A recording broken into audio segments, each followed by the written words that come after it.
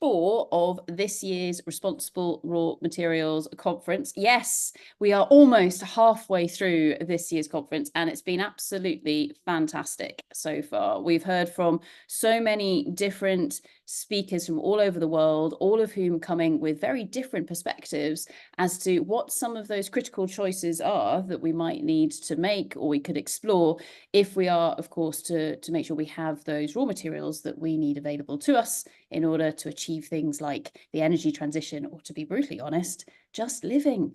So it's been a fantastic conference so far. If you are tuning in for the first time today and you're wondering what on earth I'm talking about, don't worry, you can catch up online. And so all you need to do is go to our website, and we'll just put that into the chat now for all of you on Zoom to be able to catch up with. Those of you on YouTube, we will also put this into YouTube for you as well. But what you can find if you go to the website in the 2024 conference page is not only the links to YouTube. So if you decide that you're on Zoom and you want to use a different platform, then we made that available for you as well. We've got a little bit of background information as to what the conversation that we're having is all about. And then, of course, our wonderful infographic that we try to put together each year, or our piece of artwork. I don't know, maybe one year, Caroline, we should try and emulate what's on the wall behind you. That would be great, wouldn't it? It'd be fantastic. So this year we've gone for, okay, what do we mean when we're talking about critical choices? Is this a little bit of a game, maybe? So we made a little board game for all of you. You can see within our little piece of artwork that we have here various different key inputs, such as planetary boundaries, blended finance, artificial intelligence, etc., and then a whole load of different junctions within this. We've missed lots. We put some in there to be fairly emotive and to spark conversation. So if you think we need to add something else into our little picture, then please do feel free to let us know, and we will do our best to roll that in with what we are trying to do here as well. But scrolling further on down through the screen, you can see here at the bottom of the page, we have got the agenda for this year's conference. And of course, today we have reached Wednesday AM. So yes, I'm afraid we're being, I don't know, is it inclusive or exclusive by using UK times only within this? But hopefully you can work out where you are in the world and what the time means to you. So it is currently Wednesday morning in the UK. And this is our lineup of speakers that we have for you today, which is absolutely fantastic. I'm really looking forward to everything that they're going to bring to the table. But if you think, well, hang on a second, Sarah, you've been saying that this is session number 4. What about sessions number 1, 2, 3? Well, if you go back to Monday, you can see here are some of our wonderful speakers from earlier on in the week. And if you go over to the right-hand side and you say, okay, I want to learn more about whatever it was that Ludovine spoke about, I can click on that little button, and there we have it. So we have the recording of Ludovine's fantastic presentation that she gave earlier on this week, together with the abstract that she kindly provided and a little bit of a biography, so we can see how fabulous Ludovine really is. So what we've got here is we've been putting together the conference as we go, and a massive thank you to the Critical Productions team for doing all of the editing of these videos behind the scenes as we go, so making it as accessible to as many different people around the world as possible, which is absolutely great. If you're thinking, well, hang on a second, I don't think this is the first Responsible Raw Materials Conference, you would be right. We've done a number of past events, and actually we started everything off back in 2020 when there was that thing called COVID. And of course, it's still here at the moment, but COVID was causing us all to be locked in our homes, etc., around the world. And that was the year when we asked ourselves, well, what do we actually mean by responsible raw materials? What does that mean to us? And you can see here on this page, we had a whole wide range of different speakers, again, from all over the world, giving us their perspectives as to what they felt responsible raw materials actually meant. So you can go there and check out things from our 2020 conference. What we also managed to do there was write little blogs. This will hopefully take us to LinkedIn. There we go. So those are some thoughts with regards to, okay, so what did people speak about during those sessions back in 2020? So go and check out our past events. We have discussed themes such as, what do we mean by responsible raw materials? Okay, yeah, we think that important, but how do we do it? So in 2021, we discussed the ESG toolbox, and this was, of course, the conference that year. In 2022, we said, okay, yeah, we get it, but what do we mean by this thing called a just transition, and what can the role of raw materials be within it? And then last year, we discussed this world of trust. I don't think we necessarily started the trend of every single conference in the raw materials space using trust as one of its central themes, but we certainly learnt a huge amount from our conference back in 2023. So, Responsible Raw Materials, we exist to try and create international dialogue tables, really bringing together people from across the world, from across different sectors, from different governments, from civil society, from investment, etc. People who are interested in raw materials, who might ordinarily not get the chance to speak, let alone listen to one another. So the purpose, or one of the purposes of Responsible Raw Materials, is to try and facilitate that sort of discussion. And I'm looking at the wonderful Ludovine, because Ludovine is one of the three people who's really pulled this together over the last few years. Ludovine, do you have anything you want to mention on responsible raw materials as a whole? And I'll go back to this year's conference, because I suspect you might want to use these three little bullet points here. Thanks, Sarah. Yeah, the interesting thing about responsible raw materials is that it started at a time when all of us were feeling completely isolated, and it focused heavily on, as you can see there, first of all, creating that dialogue, sharing knowledge, which we felt was not really getting across to the various user groups, and shaping something of an independent voice and a collective voice of all of these participants and stakeholders who are coming to the conferences, to the roundtables, to perhaps change some of the conversation that, you know, at the moment may not necessarily be leading to solutions. I think what's most important is that, having now had a full cycle of these 5 years, there's a common willingness to shape something new and to embrace the change and the impact of that change on all of the parties. I think, as you were saying earlier when we were preparing this call, is there a solution? And the one thing we've learned from responsible raw materials is no, but there's millions of solutions that can work better together if we make the effort of connecting them. So hopefully that's what we're helping with.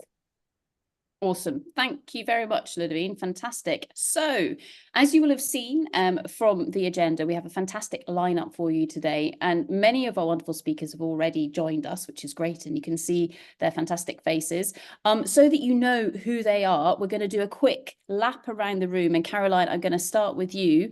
So if each of our speakers just wants to say their name and where they're from, or something interesting about themselves. So Caroline, let's go to yourself first, and then we'll go to Owen.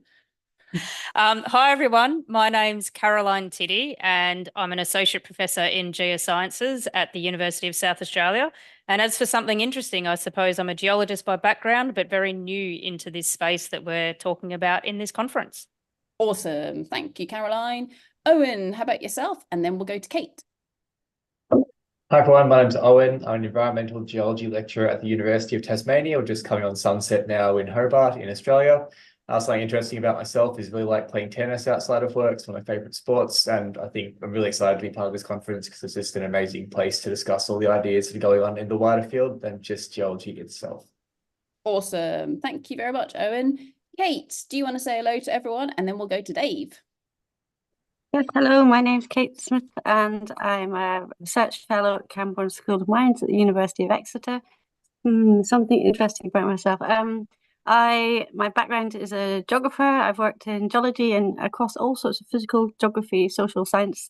Something possibly a bit more curious is that in my spare time, I also teach Ceilidh dancing, Scottish country dancing, barn dancing. So if anybody's anywhere in my locality and wants a dance lesson, get in touch. Fantastic. There we go. The offer has been made, everybody. Excellent. Thank you very, very much, Kate. Dave, do you want to say hello? And then we'll go to James. Yeah, sure. So I'm Dave Lowry. I'm the Chief Geoscientist at IMDEX. I'm talking to you from Perth this afternoon. So it's this afternoon here. Interesting thing. So apart from having a PhD in geoscience, I'm also a tradie. So I'm also an indentured apprentice. So I'm trained in that as well. And I like listening to music way, way too loud, which upsets everyone. And saw the Dandy Warhols on Monday night here in Perth, which was just awesome. Brilliant. Fantastic. Thank you very much for that, Dave. James, do you want to say hello to everyone? And then we'll go to Sophia. Hey everyone, yeah, I'm James. I'm a geochemist, a hydrothermal geochemist background. Now work for a technology company, IMDEX, based here in the UK. As I look out of the window, I see mist and fog, and I can just about make out Epsom Downs Racecourse. So that's where I am. And sat behind me, hopefully behaving themselves, is a border collie and a cocker spaniel. That's all going to go wrong in an hour, I'm sure. But anyway, we look forward to meeting them as well. Fantastic. Thank you very much, James. And now to Sophia, who you will be glad to realise is not actually a geologist or a geographer, which is fabulous. On you go, Sophia. Hello, yeah, they sneaked me in. I'm Sophia Stanley. I'm fairly new to the Responsible Raw Materials team. I'm currently doing a social impact and leadership year with On Purpose. Something interesting about me, I spent some time living in Australia and was a watermelon farmer for a bit. And also last night I was at improv comedy. So I'm not a geologist, but I do have a few other bizarre skills up my sleeve. Excellent. I'll leave it there. And Sophia is going to be joining us for the Burst the Bubble session, which will be happening towards the end of this morning's session, which is brilliant. Fabulous. We also have some of the rest of our Responsible Raw Materials team. Give us a wave, everyone, so people can see who you are. Fabulous. Who will be keeping everything running along nicely behind the scenes. Final things just to note before we welcome Caroline to our stage is those of you who are in the Zoom with us, or those of you who are there on YouTube, please do feel free to share your thoughts, your questions, your ideas, either in the chat or in the Q&A, and feed all of them into us, and we will try and engage with them as much as possible. We know that we don't have voices representing every single perspective or every single background in the world. If you feel you represent one of those areas, please share your thoughts with us, and we want to make this as inclusive as possible. So with that, everybody, we're now going to welcome to the stage the fabulous Caroline Tiddy. So Caroline, if you want to start sharing those slides, now is a really good moment to do it. As we've already heard, Caroline is dialing in from the wonderful Australia. I am going to spotlight Caroline in a second, but everybody, if you can please put your hands together for the fabulous Caroline Tiddy. Thank you very much. Thanks very much, Sarah. And thanks to everyone at Responsible Raw Materials for inviting me to be part of this conference. As I mentioned, it's the first time I've been involved in something like this. And I'm really looking forward to being part of the conversation now and in future. I would also like to acknowledge that I am speaking to you from Kaurna country in Adelaide in South Australia. And I would like to acknowledge the Aboriginal elders past, present and emerging. And as Sarah mentioned in the early on, the piece behind me in my background is inspired by Aboriginal people. So I hope you enjoy that, as well as the slides and the talk. So what I'm going to talk about today is some work that I'm involved in on development of new drilling technologies for mineral exploration. And then after that, I want to touch on some thinking that I've sort of been doing around sort of emerging research projects that I'd like to be involved in and get off the ground, that is all about our responsibilities around developing and adapting technology into the minerals value chain and the concept of de-risking the opportunities. So to start off with, something that we're all really aware of is that copper demand is really high in renewable technologies. And, you know, these predictions are for a significant shortage in global copper markets going into the future as renewable technologies come online, for instance. And those shortages really consider the current reserves and recycling rates. So in order to meet these shortages of critical metals such as copper, we can do things such as remine metals from existing mine waste, which I think is something that Owen is going to talk about next and that Anita spoke about yesterday. We could do better than the average recycling rate of about 17%, but that recycling of copper, or that recycling rate of copper, comes with challenges around the availability of recyclable material, for example. So there's lots of different things that need to be considered in that. Another way that we could meet that shortage, a third way, is that we could find new copper mines through mineral exploration. And that's the space that I'm playing in, that mineral exploration space. But the issue is that mineral exploration is getting harder and harder because a lot of those deposits that host all of those, nice copper goodies are buried, and they're buried by barren sedimentary material.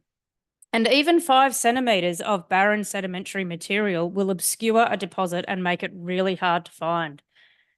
And the only way that we can truly know what is under the ground is to drill.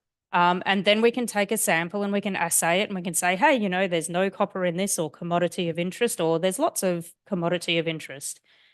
But one of the issues around drilling is that it's expensive and it can take a long, long time. And what also happens is that when it comes to collecting data from the sample that's recovered from drilling, it can take a long time. So, that could be, say, up to 3 months between collecting that sample, the geologist logging it, sending it off to assay, getting that data back. And that can be really restrictive on how we could use that data to influence a drilling campaign. And so this is where MinEx CRC comes in. So MinEx CRC is the Mineral Exploration Cooperative Research Centre. It's the world's largest collaborative research effort in mineral exploration, and it brings together government, industry and academia from across Australia and internationally. It involves some of the big exploration and mining companies such as your BHP, South32, Anglo American. And it also involves some junior exploration companies and also service provider companies. I'll give a shout out to IMDEX because we've got Dave and James coming up later in this session, and IMDEX is also a sponsor of MinEx. The vision of MinEx CRC is to develop mineral exploration technologies that will allow for faster, cheaper and more environmentally friendly mineral exploration. And what I'm going to do is give 2 quick examples of the types of technologies that are being built to start off with. But first, what I want to do is also acknowledge that MinEx CRC only happens because of our sponsors. And so these are the participants of MinEx CRC, and we also have our affiliates of MinEx CRC. And without those companies, our CRC wouldn't happen. So the first of those technologies that I want to talk about is our drilling technologies. So I mentioned that drilling, it's slow and it can take a lot of resources. And so what MinEx CRC wants to do, or is doing, is developing a coiled tubing drill rig and an associated HPS, or hydraulic processing system. And you can see those 2 technologies in the photos that you can see on the slide there. The Roxplorer and HPS system, it's not intended to replace diamond drilling, but it's rather meant to be a rapid, cost-effective and environmentally friendly option for drilling. So the Roxplorer rig, it produces a rock flour. So think of baking flour that, if you want to bake a cake, but it's grey. And it's got bits in it that are maybe up to about 5 millimeters size. Don't bake with it. That's a really bad idea. But that's the material that is produced from the Roxplorer. So it can be used for analysis of different kinds. This, of course, is nothing like, your gold standard diamond drill core. So that's what I mean, is that the Roxplorer system is not meant to replace something like your diamond drilling, but it will be an alternative to that. The Roxplorer drill rig has loads and loads of advantages. So the drilling itself is driven by a water-operated downhole hammer. So the drilling is happening at the bottom of, the drill bit is driven at the bottom of the drill hole, not at the top of the drill hole like what you would see in more conventional methods. So that means you haven't got any spinning parts up at the surface. Everything's happening down in the drill hole. It's really contained, so it makes it safer.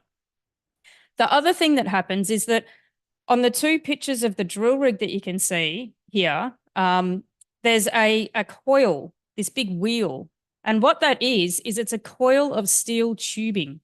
And as the drill bit goes into the ground, that wheel basically unwinds and the drill bit goes deeper. And then when you want to bring the drill bit up, you basically wind it back up. So it's really fast to actually bring your drill bit back to the surface.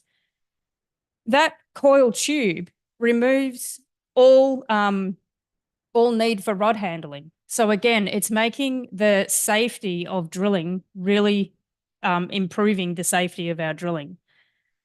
The rig itself is a lot smaller than conventional rigs as well. It actually uses a drill pad that's about 20 by 20 meters, which is around about half the size of a conventional rig drill pad, which would usually be, say, about 40 by 40 meters, depending on the drill rig and lots of other things. But yeah, but in general, it's smaller. We've also done multiple field trials with this technology in areas where, or in areas that had previously been drilled using conventional diamond methods. And so we basically went in with the Roxplorer and we twinned the diamond drill holes so that then we could actually make direct comparisons in the use of resources between the diamond drilling and the Roxplorer drilling. And the cost comparison showed that the drilling with the Roxplorer was significantly cheaper than the conventional drilling. At times, it was less than half the cost. And when it came to a comparison of the consumed resources of the Roxplorer versus conventional drilling, we saw that the Roxplorer used about 5 times less diesel. Now, convert that into carbon dioxide production and, you know, more environmentally friendly, significant impact. The Roxplorer used 7 times less water. And that's because the Roxplorer and the hydraulic processing system are a closed system. So the water basically goes down the drill hole, drives the downhole motor, comes back up with the sample, goes through our HPS system, the sample is removed, the water is cleaned, it goes back down the drill hole. So we've got this closed system. So significantly less water. When you're talking about arid places like, you know, in the middle of Australia, that's a huge, huge benefit. Also, the Roxplorer used 5 times less drilling additives. And on top of that, we've got a research project within Minex that is looking at developing drilling additives that are biodegradable. And so therefore, they're more environmentally friendly. So there's all sorts of benefits with the Roxplorer that's being developed here. Another technology that second technology I briefly wanted to touch on is the downhole sensor technologies.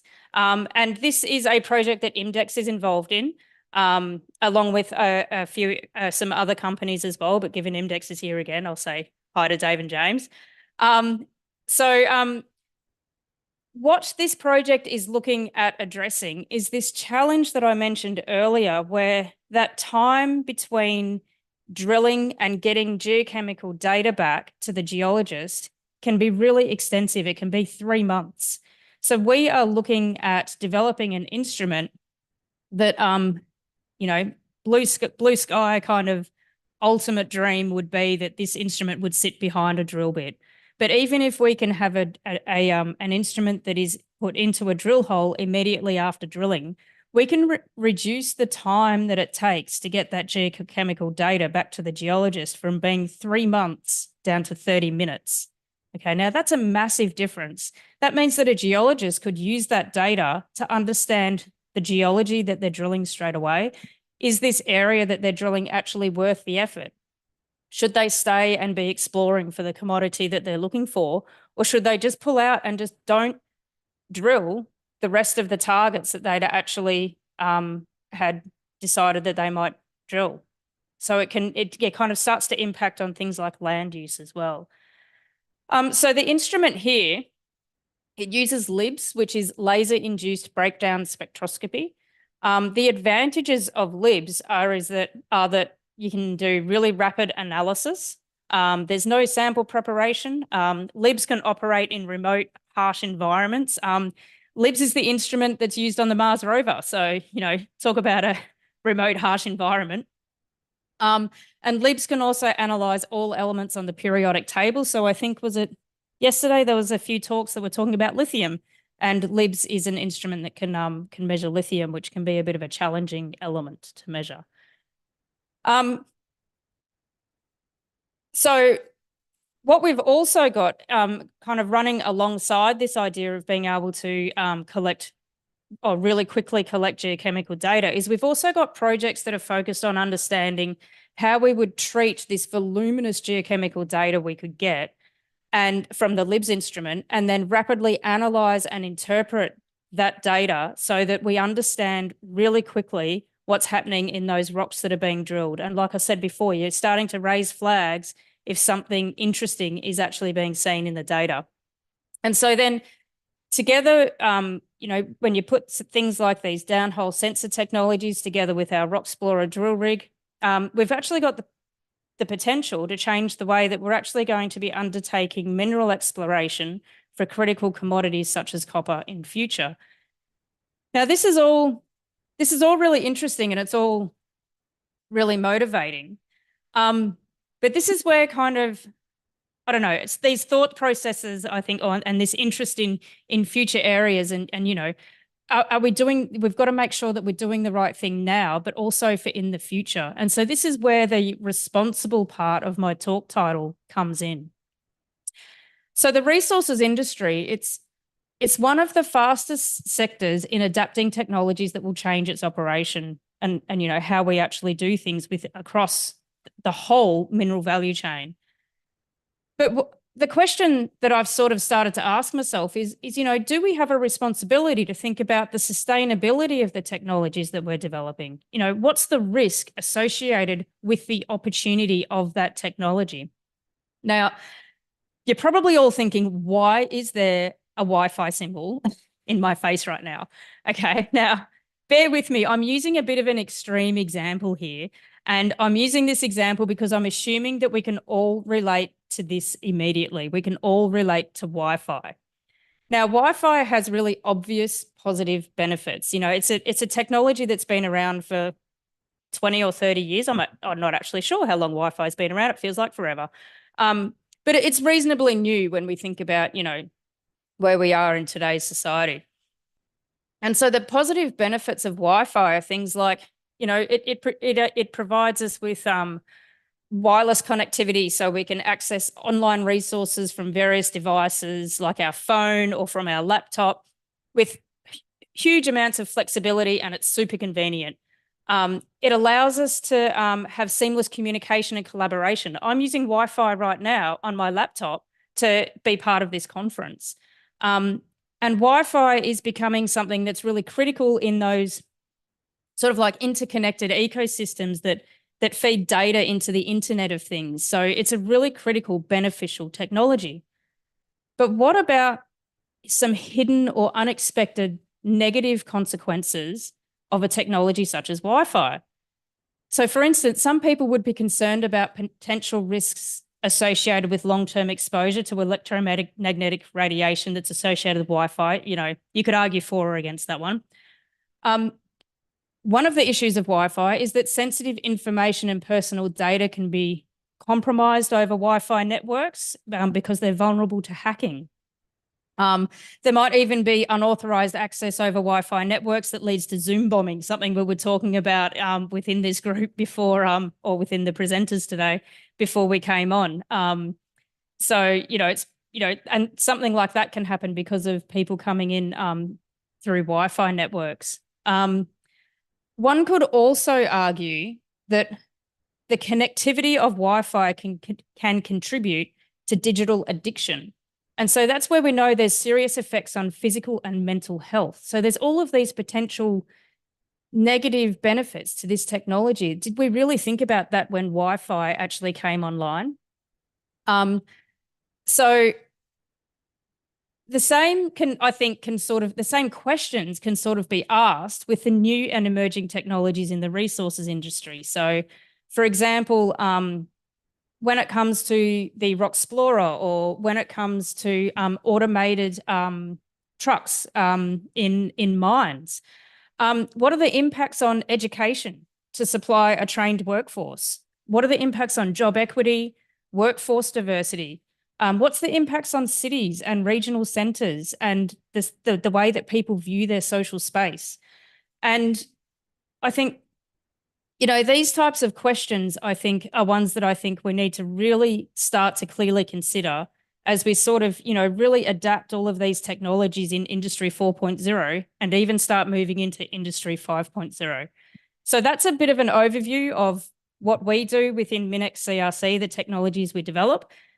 And that's a bit of my sort of insights, or my thoughts, into what I think about responsibility and technologies and sustainability. So thank you very much, Sarah. Awesome. Thank you so, so much, Caroline. Round of applause, everybody, for the fabulous Caroline Tilley. Excellent. Fantastic. Now, Caroline, you've already got a load of questions that are beginning to come in the chat at the moment, which I will let you address, because people are asking you, how deep can it go? Can you use libs in a core shed, etc.? So you can tell that we've got 1 or 2 geologists with us. For those of you out there who are not geologists and are thinking, you drill something? I thought that was only something you did to your teeth. This, of course, is one of the ways in which we try and work out what is in the ground beneath our feet, as beautifully articulated by Caroline. Caroline, one very quick question for me before we bring Owen to the stage.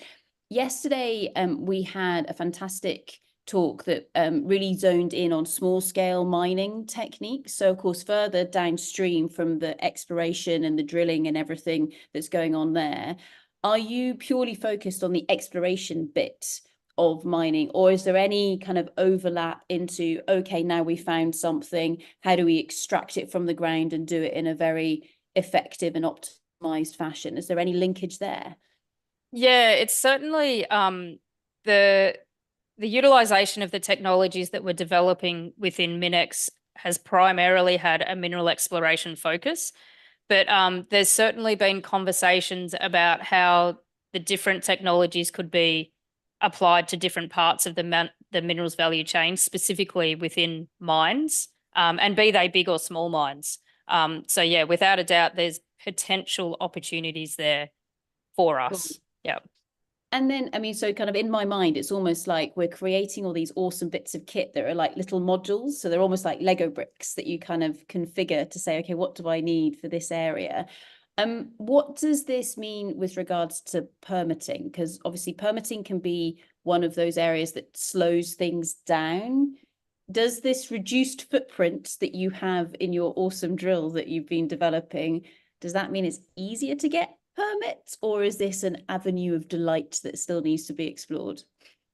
I would say an avenue of delight. And the reason I would say that is because it's something that we've thought only really briefly, or to no depth have we thought about it. But if we have a drill rig where we have data, multiple forms of data coming back really quickly and telling us about the geology, and let's say it's telling us that, hey, this is a really interesting area, but you need to go a little bit east when it comes to, you know, where that, you know, potential ore body could be. If you were able to just have no restrictions and just go and drill, then, you know, you would be able to utilize that technology to its fullest extent. But when it comes to government regulations and frameworks, there's potential restrictions that would mean that you can't use that technology to that greatest extent. So you would have to wait to actually maybe get that permitting and then be able to go to the east and do that drilling. And so it's something that we're definitely interested in exploring, but within the framework and the scope of Minex CRC, that won't happen. But certainly as an extension of Minex and what these kind of technologies can offer, I think that that's something that would be just amazing to look at. Yeah. I've been writing in the chat actually behind the scenes. Maybe someone can innovate or just develop something like dynamic permitting. So like smaller permits or whatever, but it's actually you can kind of, I don't know, they're a bit more live. That would be interesting, wouldn't it? Cool. So with that, everybody, before we get stuck into a really good discussion with Caroline, please put your hands together for the fabulous Caroline Tiddy, everybody. Thank you very much, Caroline. Fantastic. Cool. So now what we're going to do is we are going to welcome to the stage the fabulous Owen. Owen has got some slides that he is going to share. And Owen is also from the wonderful world of Australia, but is speaking to us from Tasmania. Owen, over to yourself, sir. Thank you very much, Sarah, and thank you everyone for the invitation to speak for the Responsible Raw Materials team. It's really exciting to be here online and sharing with you all. And yeah, very happy to get in touch with you after the talk or later on. You've got my details down there. Very happy to continue the discussion. So I'll be talking about harnessing natural processes and whether they're potentially a viable method to start looking at extracting critical elements out of mine waste. And that'll include a bit of discussion on the critical element cobalt. So here's a nice acid mine drainage. That color looks in some ways quite lovely, but it's not really there for a good reason. It's acid and metals leaking out of a mine near Zeehan. Mine was operated over 100 years ago, and you've still got that legacy there today. There's estimates there's over 700 metal-containing sites abandoned across the state of Tasmania alone. Tasmania is not Australia's biggest state. In fact, it's the smallest, and that gives you an idea of just the scale of some of the old and former mining issues across the country and indeed across the world. So I want to think a little bit about how and where our metals are coming from. Now, we've got these choices of where we can try and get things, but it's often quite hard to figure out where supply chains are going for these critical metals. Often they come out of new mines. It's quite common, but least sustainable in the long term. Mine wastes. If you haven't seen Anita's talk from yesterday, please do. It's an excellent talk, and her group has worked on some many excellent things.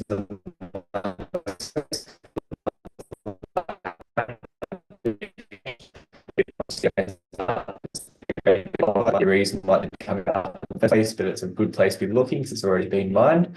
And for recycling, you're sort of trying to reverse manufacture almost, because you're trying to turn your computer or your car back into those raw materials to try and make something new. That's pretty hard, unfortunately. So there's 2 points to start with. It's often hard to see the choice for when you're an end user. We can't yet go and buy an electric car and confirm that the cobalt was actually sourced in an equitable fashion. There's alliances like Fair Cobalt Alliance, but doesn't quite come through to the end user just yet. And generally speaking, it's still easier to repurpose, produce new stuff than it is to repurpose old things. So how are critical elements concentrated initially? Often they don't form their own deposits. That's one of the challenges, and why these companies that try and produce critical metals often have quite a hard time, because they're fairly small volumes, low concentrations, and they come with something else.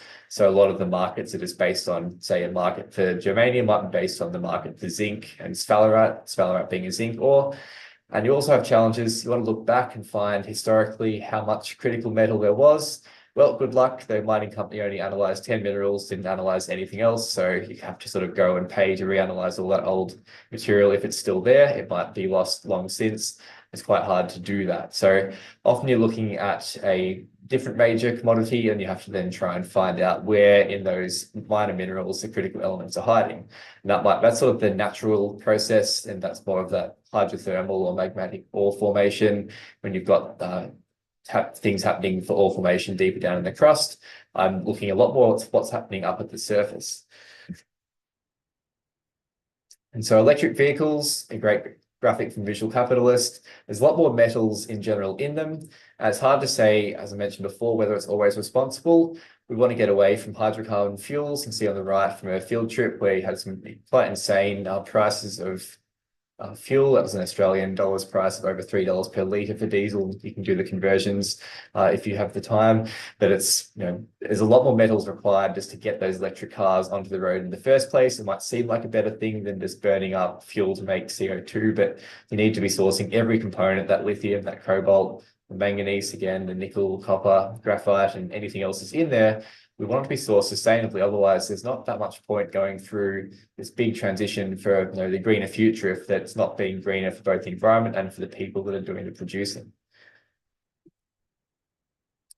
And there are natural surface ore deposits as well. So this is where I'm starting to get into my work. So you've got areas like alluvial gold. Gold panning is a surface ore deposit. Deposits of cobalt and nickel, particularly in tropical areas where you've got weathering that basically concentrates the metals in the surface. And you can also have things like ion absorption clays that can concentrate the rare earth elements. So there are processes naturally that can concentrate elements into the surface environment. And these are the kind of processes that I think we should be looking at a lot more, because they can teach us quite a lot about how we can process and reprocess mine wastes for producing materials. I won't go through that entire diagram because it's a little bit too busy, but the point of it there is you might be trying to produce a particular thing. In this case, tellurium. You might want to be making a stream of tellurium nanoparticles or soluble tellurium to try and produce tellurium out of a waste or out of a rock.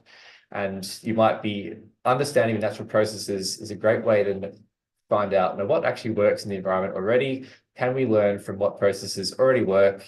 Might be microbially driven or might be chemically driven. What actually can produce that in nature? And can we learn from what processes are most favorable to then actually go about producing that material? And weathering is natural. Rocks generally weather very slowly, and that geological time idea is quite hard to fathom at times. Like humans have only been around for a very small portion of the history of the Earth. And rocks have been weathering for much, much longer than we've ever been here. And we're just seeing that snapshot in geological time. What we need is critical metals, and we need them in a fairly quick time. So trying to understand what processes do concentrate metals, but also what ones can do it relatively quickly, or natural things we could just speed up a little, tweak the process, and get a supply of these critical metals in a slightly out of the box way. I'll talk a little bit about cobalt, which is the metal I've been working on quite a lot most recently. On the right here is an image of the confluence in a place called Queenstown, Tasmania. It's probably, as Nita mentioned in her talk yesterday, one of Australia's most infamous polluted sites. There's still remnants of acid from the former legacy that's owned by the Tasmanian state government coming down the river. And that's mixing with the fresher water and ending up in a lovely, or not so lovely, tailings delta out some 40 kilometres away. And there's big challenges there, looking at a solution long-term for cleaning up all that previous mining work. And one way which we might be looking at is to actually think, well, can we reprocess some of that and get some of these metals out of it? Because there's a lot in there, and they're just sitting there at the moment in an environment where they shouldn't be there in the first place. So for me, cobalt really is one of the archetype critical elements. There's a high demand for batteries, so that green transition. Supply issues were very well discussed yesterday in talks like WIOMS about the unequal geographic distribution and the challenges of getting a sustainable production line through from places like the DRC. There's many deposit types, so cobalt isn't always found in one place. There's sulfide hosted, there's arsenic hosted, there's oxide hosted. It's pretty difficult to process it out of ores, and there's a great review on that particular topic from a couple of years ago. And it might be found in places like these interesting looking boulders outcropping in the Northern Territory when I was on fieldwork a couple of years ago. And just a little bit of mineralogy. I won't want to go too far into this today, but it's an interesting element. It's got a couple of oxidation states, which just tells you how many electrons have been lost off the metal. It's actually biologically essential. So apart from potentially wanting it in your smart car or battery, it's actually all inside all of us in the form of vitamin B12. The vitamin has a component called cobalamin, cobalt from the cobalt. And the crustal abundance of cobalt is about 25 parts per million. So not a huge amount. It's one of the less common transition metals compared to something like iron, which is there in percent amounts in the crust. And most of its minerals are things with sulfur and arsenic. That's not a great thing because you're trying to produce cobalt from these sorts of deposits. You might get acidic kind of drainage, or an arsenic as a byproduct is not usually seen as a good thing. And it can also substitute for elements like iron and nickel. Interesting picture on the lower left is from synchrotron work. It's trying to chase around these minor metals can be quite hard. So zooming right in at a place called the synchrotron, we found that it really liked hanging out with manganese in the surface environment. So there's a potential double capture there of both cobalt and manganese, both which are critical metals across different parts of the world. So what I'm really interested in researching is cobalt cycling and mineral transformations. So here's a simplified diagram compared to the other one of some of those transformations that can occur. So you have a primary mineral, so-called as the initial stage mineral, often doesn't include oxygen, but not always. And that can dissolve, release cobalt as dissolved cobalt 2+, and that's it's quite a lovely color when you do get it, although it's not necessarily a good thing because it's one of cobalt's more toxic forms. And that could form secondary cobalt minerals, which can then dissolve back, and you get this sort of dynamic cycling which can occur. Exactly how it occurs, no one's exactly sure. Microbes are probably involved in the surface environment. It might just be purely chemical. Those are also topics of great interest to me, and there's a lot more to learn about that to understand what really drives cobalt cycling around from solid to aqueous forms.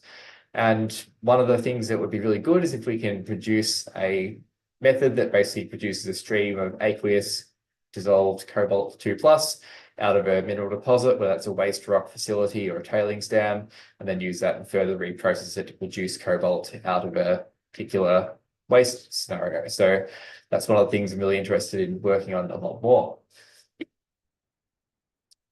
Recently, I've been working on cobalt nanoparticles and cobalt manganese together and the implications of cobalt cycling. So related to this, getting some of those building blocks in place to understand what cobalt does in the environment. So that's open access. So jump to that if you'd like to read it. And my current work is a part of a wider team at the University of Tasmania in something called the Regional Research Collaboration. And we're working on sustainable production of critical metals, focusing on Tasmania. We've got 3 parts, kind of trying to cover the entire value chain from unlocking those resources by characterizing the ores, producing in a sustainable fashion, and also education and engagement, really engaging with the local communities where the metals are produced. You can see a bit of a concentration of the west coast of Tasmania, which is a area where there's not that many people living actually, but lots of the mines are out there. There's only 2 high schools in that area of where the numbers 5 to 9 are, for about up towards 10,000 people. It's not exactly it's a highly resourced area in terms of social resources, but it is in terms of meta resources. So a really interesting part of the state. And it's a great part of the country, and there's potentially really high value critical metal resources there that can be produced in a sustainable fashion. And that's one of the big projects that's going on currently in the Codes Department or Geology Department at the University of Tasmania. So future potential, I think we're clearly going to see more critical metals, but how we get them is one of the really important parts now. I think we've established that we need critical metals, but we haven't established the best ways to get them and have a, what we'd describe as a truly ethical supply chain from the start to the finish. There's a lot more to learn about the environmental cycling, which is really where my research focus is, and hopefully then push that towards the processing side to devise pathways to concentrate metals for production. So thank you again for the invitation. Thank you to all my collaborators. And yes, please get in touch with me for any further questions. Very happy to continue the discussion.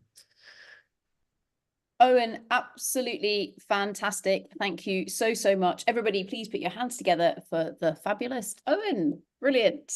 Thank you very much. Brilliant. Owen, we've got a number of questions that are coming in for you. And the first one, which I've just got to ask because it is brilliant and it's on topic geographically. This question comes in from Callum, and Callum asks, can cobalt be concentrated with yeast? I'm thinking of the B12 content of Vegemite. What do you reckon, Owen? I really love that question, Callum. I hadn't put those 2 things together, and I wish I had. So thank you for thinking of that. I'll have to credit you with that one in the future because I kind of want to use it now. I actually, maybe it could. There's I've want to do more experiments with the microbial side of things. I've dabbled with it a little bit in my PhD with tellurium, but I haven't really got into it too much with cobalt yet, at least on the published side of things. Whether yeast could actually concentrate it, it's definitely possible. Bacteria. Something I think it's probably been more worked on than yeast in the environment or fungi, at least to my knowledge, in terms of the metal relations in that sort of regolith or surface space. But yeast and fungi more generally equally should be part of that discussion, particularly in more of these wet temperate environments, which is something that Tasmania has plenty of. So I want to get back to that one. Awesome. Thanks, Owen. See, we've got a whole new avenue that we can go diving into here. Fantastic. There's another question in from Ryan, and Ryan asks, can you think of projects around the world where people are doing excellent work reprocessing cobalt from tailings to clean up environmental liabilities? And then in brackets, we've been looking into this in the Canadian context and would love to know of others who do it well. I think it's certainly an area where people are starting to look at it a lot more. I don't have any I don't know exactly the best projects around the world off the top of my head, but I know there's some of them going on. There's one in Australia that's looking at producing cobalt fresh, but from pyrite, but not producing sulfuric acid waste, which is really exciting as well, but that's not a waste one. So I think I'll come back to you on that one too, to sort of, I don't know, it's a perfect example off the top of my head of what best practice looks like. I think that we're getting closer to doing these sorts of things, but at the moment I won't sort of put a name there just in case. That's a good answer. Nice one, Owen. Final question is really around the demand side for cobalt. So we've been hearing lots of examples of where, say, Tesla is engineering cobalt out of its batteries, for example. So the reduction in demand, and then of course the improvements in being able to process cobalt from nickel assets, for example, as well, of course, where it's occurring there naturally.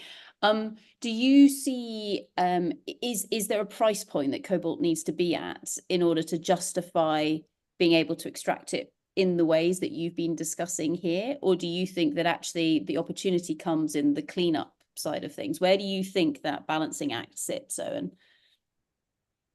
I think there probably is a price point for most of these critical metals, and that has been seen recently. If anyone's been following the Australian news, nickel dropped below that sort of critical price point that would have kept it being a sustainable thing. That was partly due to a supply flood from relatively cheaper places of production like Indonesia, and then many of the Australian nickel producers have shut down. So they'll go into care and maintenance more correctly at the moment. So I think there is a critical price point.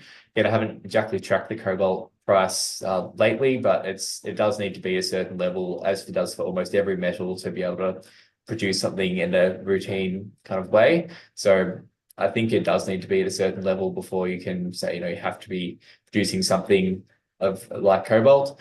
And I think we've seen that the critical metal prices are unfortunately more volatile than some of the other more long-term major volume trade commodities. That has been one of the things that's really been challenging to actually produce them, because the values do go up and down.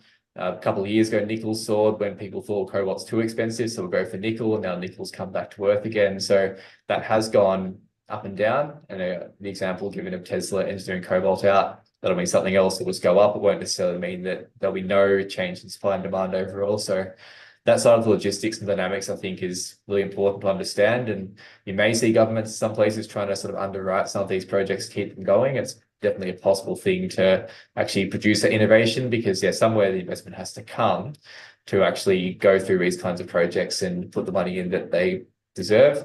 And I think on the second part of the question, that yes, there is a potential. You might have more incentive to pay using a cleanup fund to produce something, and there's a relative cost that's paid back over time. So that would be one way of doing these kind of cleanup operations. If there's a product that can be produced, all the better, compared to just cleaning it up in some sense. And where does it even go?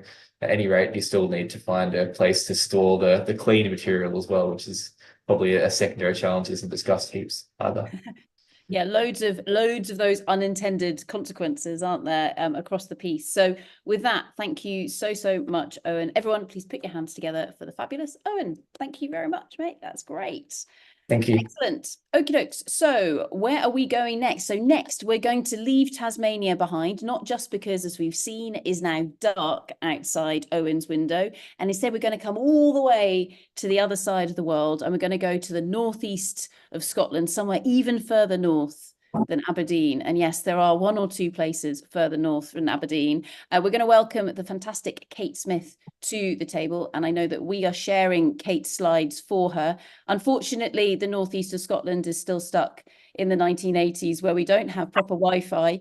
I can say that because that is where I am originally from. Is that okay, Kate? For me? Yes, excellent. I'm allowed to say something like that. But everyone, please put your hands together for the fabulous Kate Smith. Thank you very much. Hello, thank you very much, Sarah, for the introduction. And I'm not offended by the Northeast Scotland Wi-Fi technology comments. I think you're quite realistic about that. Actually, so my name is Kate Smith. I don't work in the north of Scotland. I'm just here sorting out something to do with my family. But I am based at Camborne School of Mines in Cornwall in the UK. And I've worked broadly across different geoscience disciplines, particularly interested in hazard and risk and reducing the social impact of exploration and mining, which is what I'll talk to you more about today. And I work as a research fellow on a project called GreenPeg, And it's an EU Horizon 2020 funded project led by the University of Oslo. And within this project, my role is to understand the social and environmental impacts of activities within the project and generally pegmatite mineral exploration. Pegmatites is what GreenPeg is looking at. But my work has implications for mineral exploration as a whole. It's not specific to pegmatites really. So today I'm going to talk to you about the social impact bit of this research rather than the environmental impact. And I'm particularly looking at, although it says mining, and I'll come to why that's in the title, we're going to talk about the impact of exploration particularly, and it's had less attention than the impact of the social impacts of mining, which are very broadly and well understood and very thoroughly researched, and the industry is very proactive about. And as yesterday, my talk is going to highlight some of the same issues that really came out about trust and engagement. And if you can stay through my talk, you'll see what the monsters bit is all about. So I'm going to introduce you to two case studies within GreenPeg. In the social impact research I've carried out interviews in even further north than Aberdeenshire, in Arctic Norway, and also in Southeast Ireland. And we've also carried out online surveys and in-person surveys in Cornwall in the UK and in northern Portugal. And I'm going to particularly talk to you about the interview results from Norway and Ireland today. So can I have the next slide, please? I was about to ineffectively click. Okay, so first of all, I'm going to take you to Norway. And in Norway, we have a field area for GreenPeg where it's mostly a greenfield site. There's a large oh no, I think that's the wrong term, brownfield site. There is historical mining, and there's a large mineral processing plant, and a lot of people in the community are employed through the processing plant or in fish farming or in other extractive industries related activities. And particularly interesting about this area is that the community is about 50% indigenous Sami people, about 50% Norwegian people. Also, I can't come to more than 100%, but there's also some international employees at the mineral processing plant. This community that doesn't have any or very, very, very little active mining at the moment, but they've had in the past. May I have the next slide, please? So here's a very brief overview, quick overview of some of the themes that came out of the work in Norway. In Norway, we interviewed 16 people for about 13 and a half hours altogether. So this comes out of some quite long conversations with different people. I was interviewing people who are community leaders, politicians, and also community members. And really, the themes that came out a lot were that as you see the middle section that's extractives on that graph, the local feelings about local extractive industries, the mineral processing and past mining, and the existence of historical mines was really quite mixed, and quite a lot of positive feelings, probably because a lot of people are employed there, and it relates to the heritage and the jobs and activities of their parents and grandparents.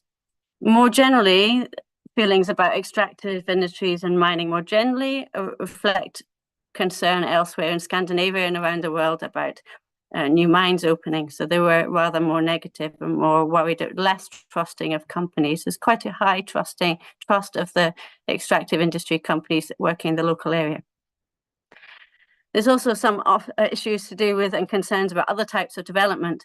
But something that particularly came out in every single interview was the importance of the context, the historical context of this area, and the historical interactions between Norwegian and Sami people and the repression of Sami culture in the past. And associated with that, I managed to have a very brief interaction with a serving politician, and his only point really was, do we care about free, prior and informed consent? And that was his headline. And I think if I look at all the other interviews, that was also the headline, that the importance of respecting indigenous peoples, but also on a more broader scale, the importance of engaging with communities and building relationships at the very, very earliest opportunities. Okay, may I have the next slide, please? So some quotes from these interviews to highlight these points. Several people were really very clearly stated, we want to be included in the process from the very start. And also, the people were not actually bothered so much by the exploration activities that have been involved in the research projects. So the exploration activities themselves weren't causing problems directly. And I like these last 2 points. They reflect a recommendation by a local pastor who serves the Sami community, who emphasized the importance of trying to consider the landscape and working in this environment from the different point of view of the community there, and in particular from the Sami cultural point of view. And he had recommendations about how to be he says, be cautious about your footsteps and be aware of exactly where you're working, and thinking about the impacts, even on a small scale, of where you might site your drill hole, whether a meter to the right or left might be still just as useful, but have less impact, for example. And he was really touched. He got quite emotional when he was talking about, you're coming here willing to listen, and we are definitely not used to that. And I thought that was really quite an important headline to say that makes such a difference, that partnership and that understanding and that listening. Next point, please. Next slide, please. Here's emphasizing this one. The leader of the local reindeer herding community told me this. They normally ask, this is asking if there's permission, what the legal requirements for free, prior and informed consent, that Sami people must be consulted about their opinion about developments. But they ask in the last step. Normally the process happens so fast by that point that it's only possible to say yes or no. It's not possible to join in the conversation and negotiate. We have no choice. It's gone so long ahead, so far ahead in the process, you can't go back and plan a different way. And then we usually say no. Normally we have to say no.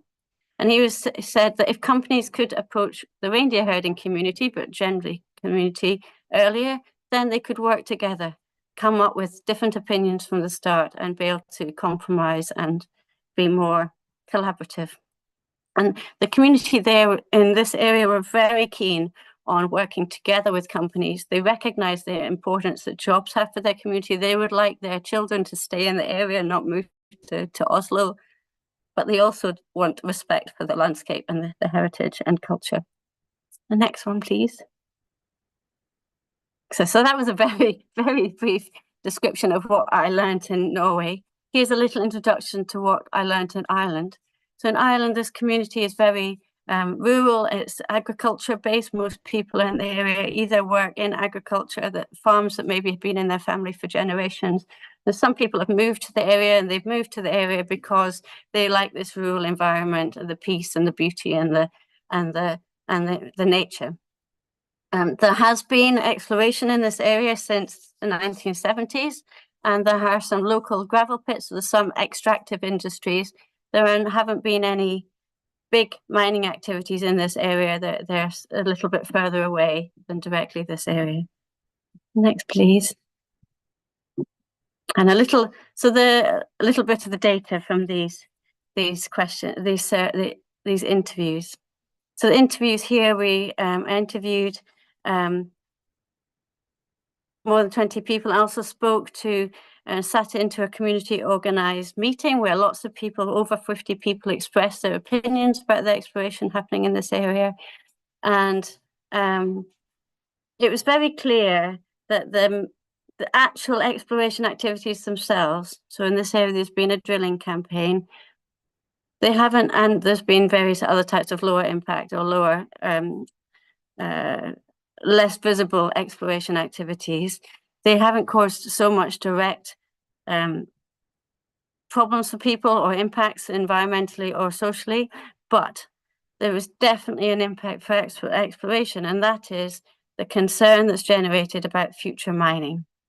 So you can see here, this diagram shows the particular issues that people had specifically about future mining rather than about what was happening at that time. A lot of them are to do with quality of life, health and safety. There's also the top category in the very top of the diagram shows about power and trust, and that there was a lot of concern expressed about how difficult it would be to trust a company to behave correctly, to not damage the environment, that whether the company would follow any laws, a lack of trust in there actually being a legal structure to prevent companies just trashing everything, and a lack of trust in community representatives or the government or national level organizations to have the community's interests to heart. So this lack of trust in companies or organizations from outside the local area really affected how people perceived what might happen and what the dangers might be. Next slide, please. This was clearly, this worry about future mining was clearly very, very stressful for people. It's causing health problems, causing mental health problems for individuals and the wider community, and really overwhelming feelings. And it was definitely made worse by the visible exploration activity of drilling, and that people could see there was some more industrial activity, and that triggered a lot of these worries. Okay, next slide, please. And there's been an increase in the protests in this area, and a lot of coverage in the media, both when a prospecting license was being applied to be renewed and also more recently. And in some cases, these protests and the messaging, particularly the media, has, and this also came out in the interviews with most people I spoke to, an intermingling or a conflation of the words exploration and mining and what the difference was. In many cases, I think this is a misunderstanding or lack of understanding about what those things mean, but also perhaps it helps to sell papers if you say mining or miners rather than explorers or prospectors. So there is this language is important, and it has the effect of increasing the feeling of immediate environmental impact or social impact. Next slide, please.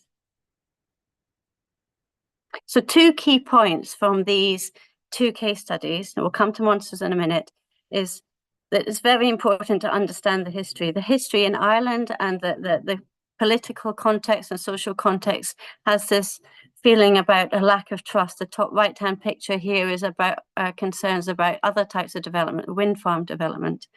In Norway, the context was very much about the Norwegianization policies. Sami children here in this left-hand picture being sent to boarding school and to suppress their Sami cultural influences in their lives and to learn to become Norwegian. This has really affected how people felt about future development, future interactions with organizations or companies from outside the local area. And that's really important to understand how they respond to the exploration. Next slide, please. And this is nothing new. I know that you all know this, but with these interviews highlighted again, as every social impact type research in this area does, the importance of engaging with communities. It's absolutely clear from all the best practice recommendations for exploration and mining, early engagement, partnership building, being transparent, and trust and engagement. And these interviews, and this is the voice of the community really coming through these interviews, says exactly the same thing. But I know that it isn't easy always, particularly for very small exploration companies, to have the funds or the staffing to create a community officer and somebody to dedicate somebody to that role or to carry out those activities from the very earliest stages. But where we've looked at companies that have been able to do that, they've tended to have less problems or less difficult relationships with communities, and people in the community have felt better about things. But a very little step of being able to make a website, have transparent contact information, transparent information or news updates on a website, which doesn't necessarily require a full-time member of staff. Even that we've been able to see can help make a difference. And next slide, please. Okay, so what am I on about with monsters? So my reason for talking about mining is because it was worry about future mining that was causing the biggest anxieties, particularly in Ireland. And there is, as I discovered through carrying out this work, I was starting to think about the types of worries people had, particularly in Ireland, where there's active exploration happening. And they can be categorized into two different types of worry. There's worries about things like, will my well be polluted by the activities? And that's a very, very realistic worry, is something that could happen, something that can be tested and discussed with a company. And it's a very almost manageable. But then there are also other types of worries that are unmanageable, they're unknown, they're uncontrollable, that they're not even in the control of companies, or they're not in control of anybody locally. They're really big, scary things. That could be, for example, some of the examples I was given was one person was concerned that their daughter would be raped by incoming staff who came to work in the big mine that was about to open. This project just is at a drilling stage, an exploration.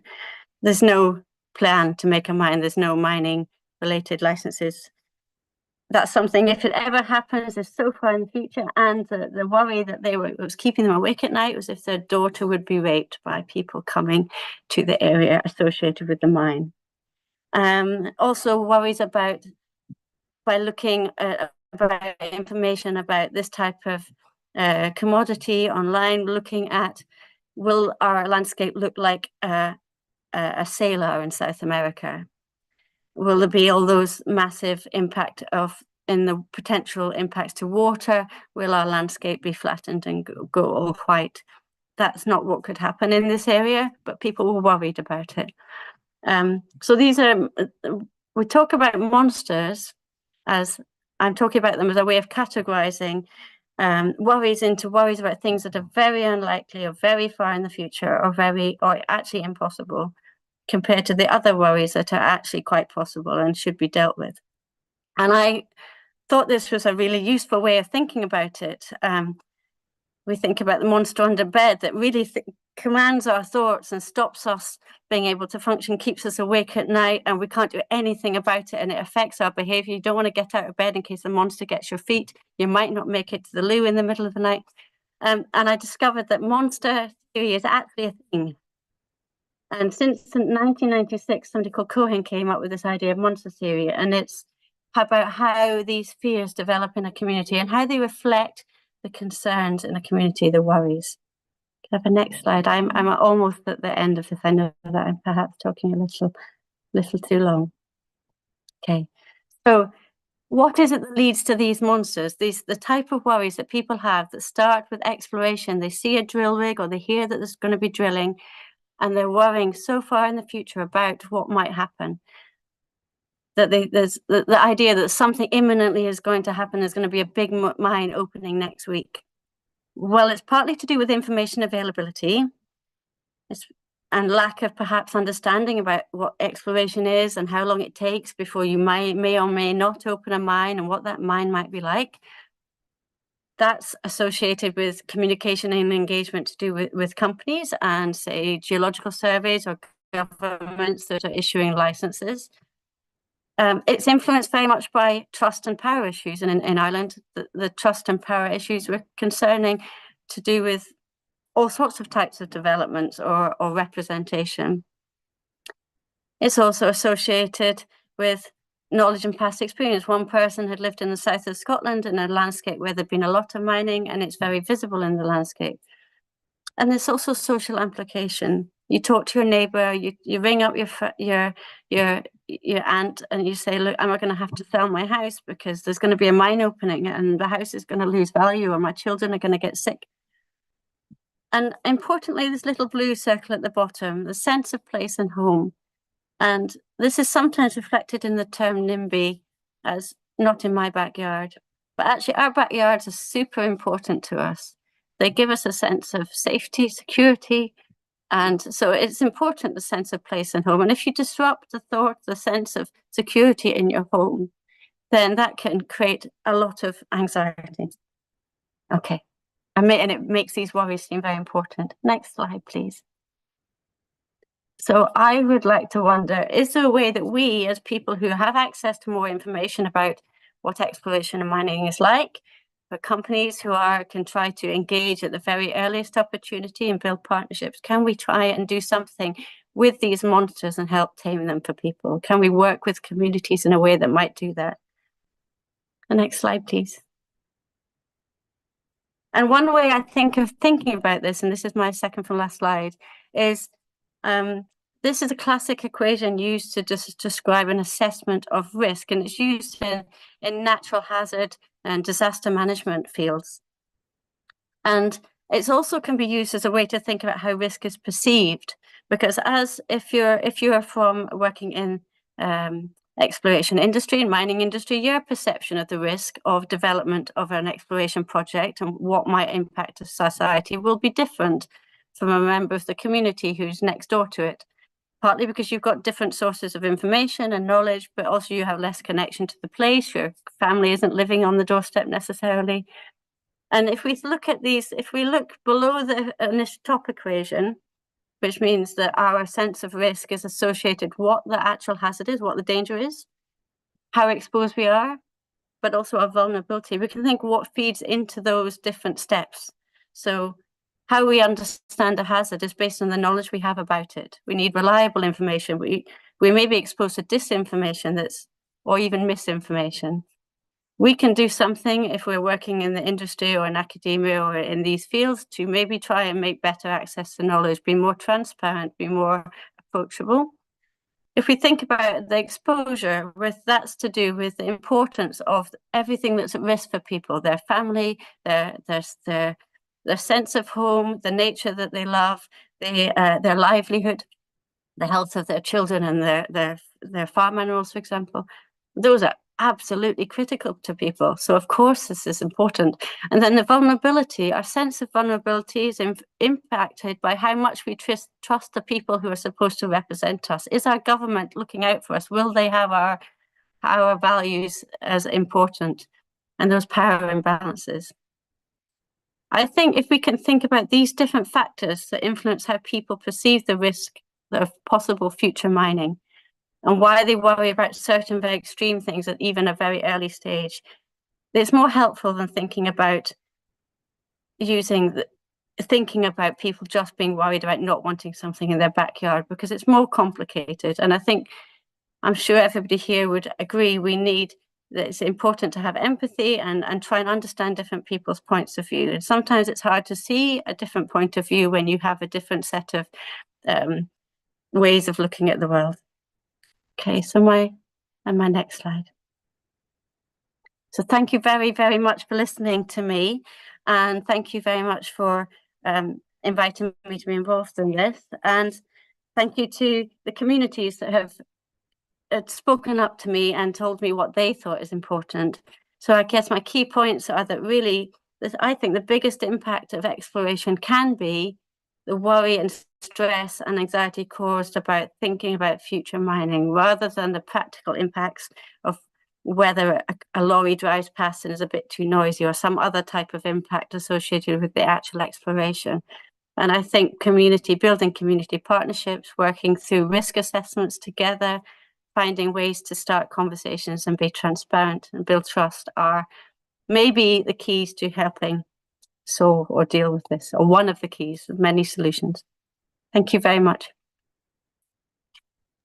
Caroline, absolutely. Sorry, why did I call you Caroline? Right. Kate, there we go. Kate, thank you so much for that. It was absolutely brilliant. Round of applause, everybody, for the wonderful Kate. Kate, there's been a huge amount of activity in the chat and the Q&A. What I'm going to do is I'm going to let you take a look at some of that, and then we'll try and bring you in a little bit later if you're still around to have some of those conversations. But I think some of those quotes that you used, including "be cautious about your footsteps," through to she was crying on the phone to me, etc., are just so hard hitting. And I love this concept of the monster theory. I think that really helps to explain some of the complexity perhaps and the deep-seated emotion with regards to all of this. So Kate, thank you so much. Round of applause, everybody. Yes. Kate, Thank you. fantastic. Thanks, Kate. Our next speakers are the fantastic Dave and James. If you guys would like to make sure that your microphones are switched on, and it's over to Dave, who we know can share his slides because he proved that he could do it earlier on. Dave is, of course, a Teams man, and he's now an expert in Zoom. Check it out, everybody. That was absolutely fantastic. So please, everybody, put your hands together for the fantastic Dave Laurie and James Cleverly. Thank you very much. Thank you, Sarah. So is the sound working? The sound is indeed working, yeah. Yeah, fantastic, great. Kate, I really loved the second last slide you showed with the risk matrix, and I'm going to hit you up for that when we finish these. It'll be good to chat and share with you. Thank you. Yeah, just great. And I think, I don't know if this is planned or not, but with what Kate said, now I'm going to jack right out to the very macro view of the same issues. The two talks are completely polar ends of the scale, but they do inform each other. It's a bit of an odd statement there, Schrodinger's world of resources. What we want and need can't all happen at the same time. Partly why some of that can't all happen at the same time, and for some of the reasons that Kate was talking about, but there are other very large macro drivers involved as well. But as geoscientists, explorers, mining companies, we really need to do better if we're going at all levels, right, at the community level, right through to the macro level, and actually finding stuff and bringing it into production. There's a book I referenced there called Upstream, which I like recommending a few books when I give a talk. It's a way of thinking, and I can illustrate what it's like just by giving the anecdote right at the start of the book. It's not related to the cartoon, that's something else. But the book starts out by saying that there are a couple of people standing next to a river, and a kid comes past the river drowning. And so the person jumps in, pulls the kid out, and then goes back onto the shore. Then another kid comes past drowning, and the other person jumps in and grabs the kid and pulls him out. And then another kid comes past, and the person got pulled the first kid out, jumps in and grabs that kid, but the other person just leaves, runs off, and he shouts out from the river, "Where the hell are you going?" And he said, "I'm going upstream to find out who in the hell's throwing all these kids in the river." Right. Now, as an industry, we're pretty good at coping with stuff when it goes wrong. We're not particularly great thinkers at thinking in an upstream way and fixing things before things go wrong to ensure that they don't go wrong. And that's one of the things, this little theme I'll touch on later on about how we can do things better and ensure that the world has the stuff that it needs. If you're also interested in some of these concepts, and I'm just going to touch on some of them, I could bore all of you for hours somewhere in the world at some point. But there's another good YouTube podcast thing called The Great Simplification by Nate Hagens. He talks about this a lot, and one of his great quotes is, I don't believe there are any non-radical pathways forward. And I'm going to illustrate some reasons why he says that. Now, to go back to some of the things Kate was talking about, I think one of the issues is in the world is we forgot how we got here, right? We have no concept of what we've used already from a resource point of view to provide the lifestyle and that we're used to and think that we're entitled to. So that's just a graph there from 1970 to 2020 of consumption of stuff, be it biomass, non-metallic minerals, fossil fuels, which I'll talk a little bit more in a minute, and metals. So from 1970 to 2023, it's gone from 30 billion tonnes to 105 billion tonnes of stuff. People have said, yeah, but that's just population increase. It's not. My population's gone up 2.5 times in that time, but our consumption of stuff has gone up 3.5 times, so it's exceeding population growth. Any way you look at resource consumption in the world, everything is up and to the right. And this is what I mean a bit about Schrodinger's. To be able to satisfy that demand and keep us in the lifestyle we've all become accustomed to and lift people out of poverty, that's the only way that can go. But we are going to have an immense amount of trouble finding the stuff we need to push things up and to the right.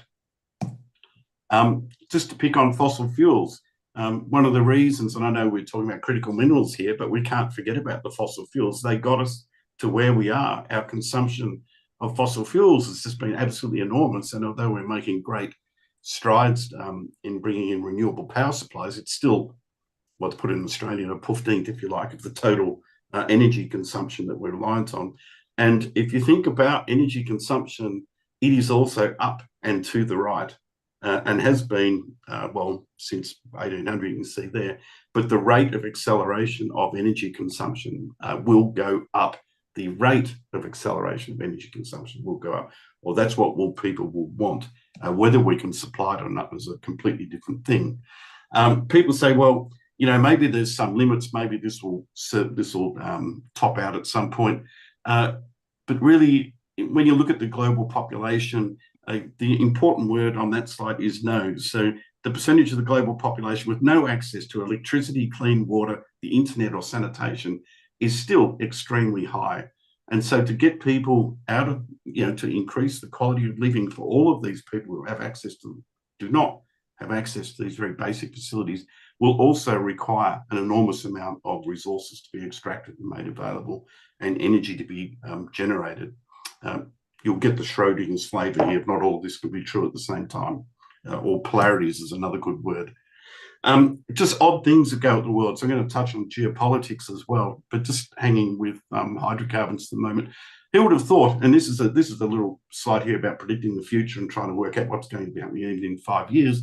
Who would have thought that the US would be the greatest producer of crude oil, far exceeding Saudi Arabia over a time space of about 5 years?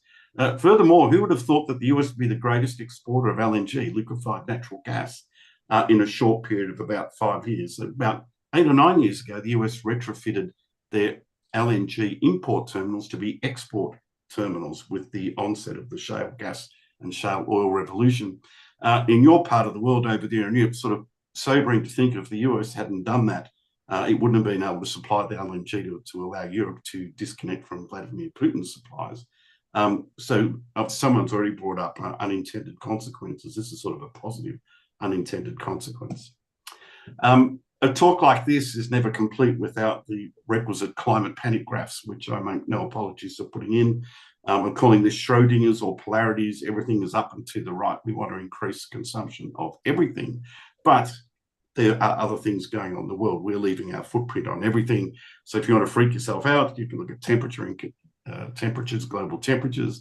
You can look at the mean sea surface temperatures. I dare say a lot of you have already seen this graph, which is particularly striking. People argue about that pattern you see in 2024. There's about 3 theories. One of them, we're all stuffed. Actually, it's all going to hell in a handbasket. Second theory is it's at the 95th percentile predictions. I don't know if that statement is any different to the first one.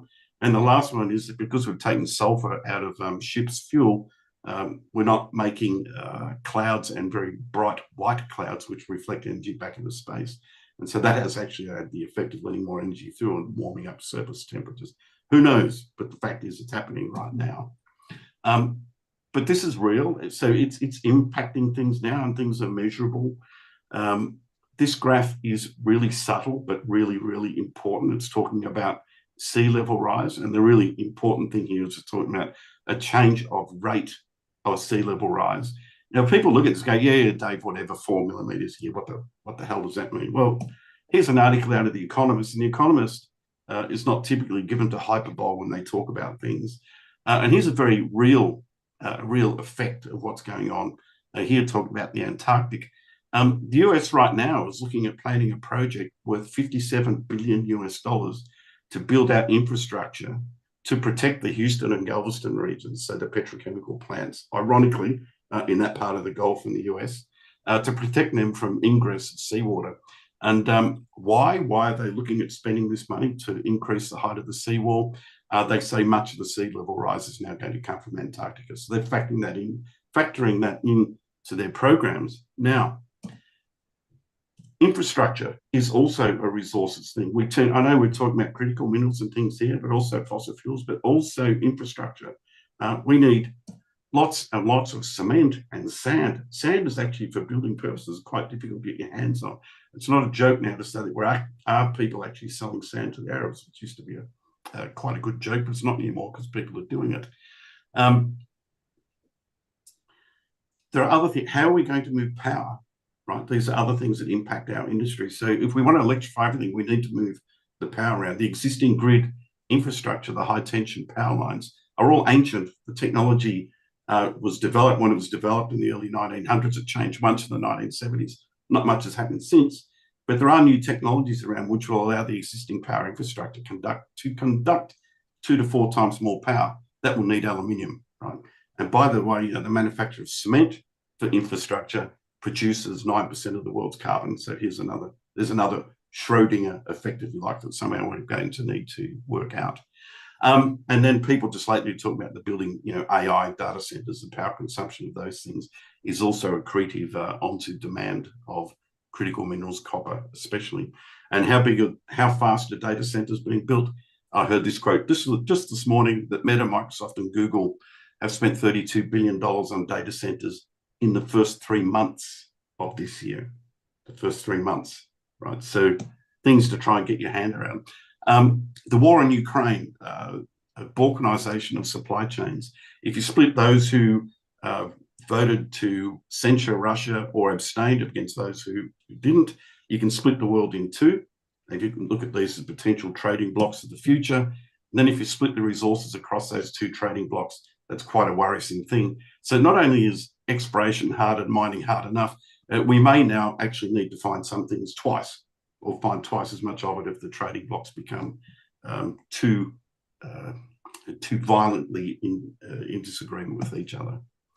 Now, just to copper, I always like this graph. So I know we've been talking about some other critical minerals. They are thin markets, really. Copper is not a thin market. It's been exploited as fast as we can exploit it for hundreds, if not thousands of years. The requirement for copper doubles every 25 years, has done since 1900, as a compound annual growth rate of about 3.3%. That's what that's equivalent to. You can look at the graph there, where in the current time, it's about 26 million tonnes, including recycled stuff. Go ahead to 2050, puts it at 50 or 60 million tonnes. Where on earth is that actually coming from? And that is without decarbonisation, without electrification, without AI. That is just the pure increasing industrial use of copper to give us all of the infrastructure that we like. So again, it's an infrastructure spend. So it's a bit of this is why I like this duck, call it the existential duck, crisis duck. You just pick it up every now and squeeze it and the light comes on and it somehow makes you feel better. I've got no idea how that works. But it's not going to help you find any more copper. So what can we do to do things better? So just finish off on a comment here before I hand over to James. We find it difficult to adopt technology to help us in the search for new materials of any sort, or to ameliorate the impact of extracting them and using them. And that's partly because as an industry, we have a very hard time valuing information and new technology in dollars. Most of us here, a lot of us here at Geoscience, not all of us, but many of us, we think things are cool, but we can't mount a financial argument for it. Now, these guys here on the right here are all Canadians. Andrew Gillies is doing a PhD under John Steen. He looked at impairments for 105 TSX listed mining companies over a 15-year period.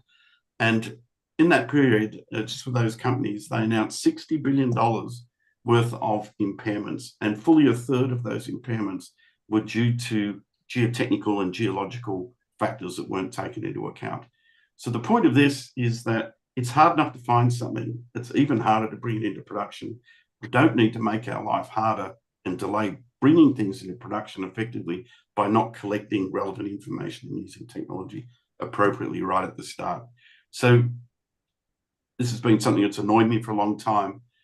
We are running now a big $1 million project between the MDRU and BRIM at UBC, IDEON, and ourselves, looking at coming up with financial metrics to actually attach a dollar value to the collection of information, either front loading it in exploration or the use of technology and measurement systems during production.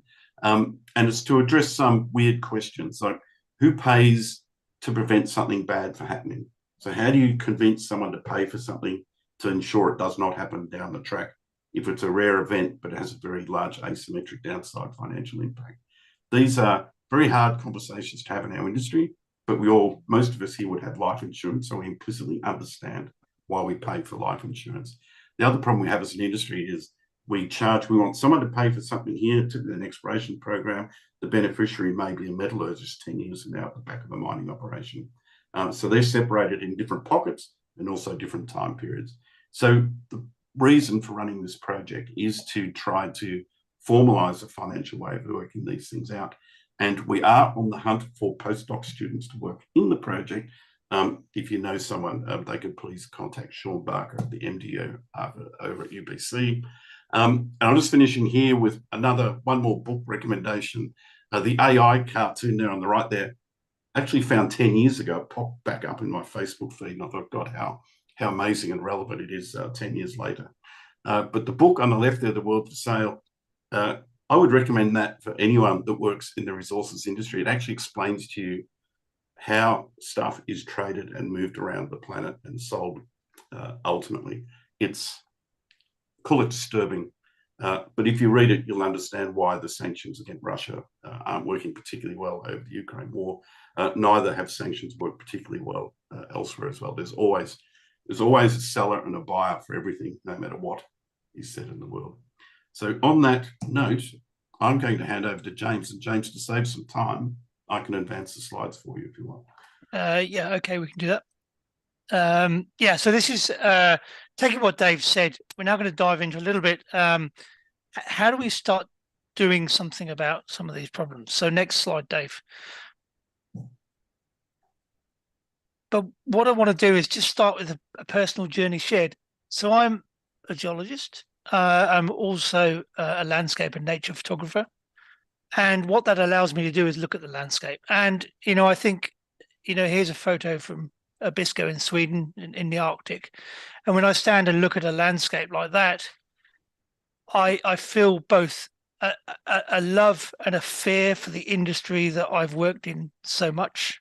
And how do I now help that industry to take a landscape like that, do what we need to do as a society and utilize the resources we need to get ourselves out of this pickle, but do it in a way where that landscape is retained.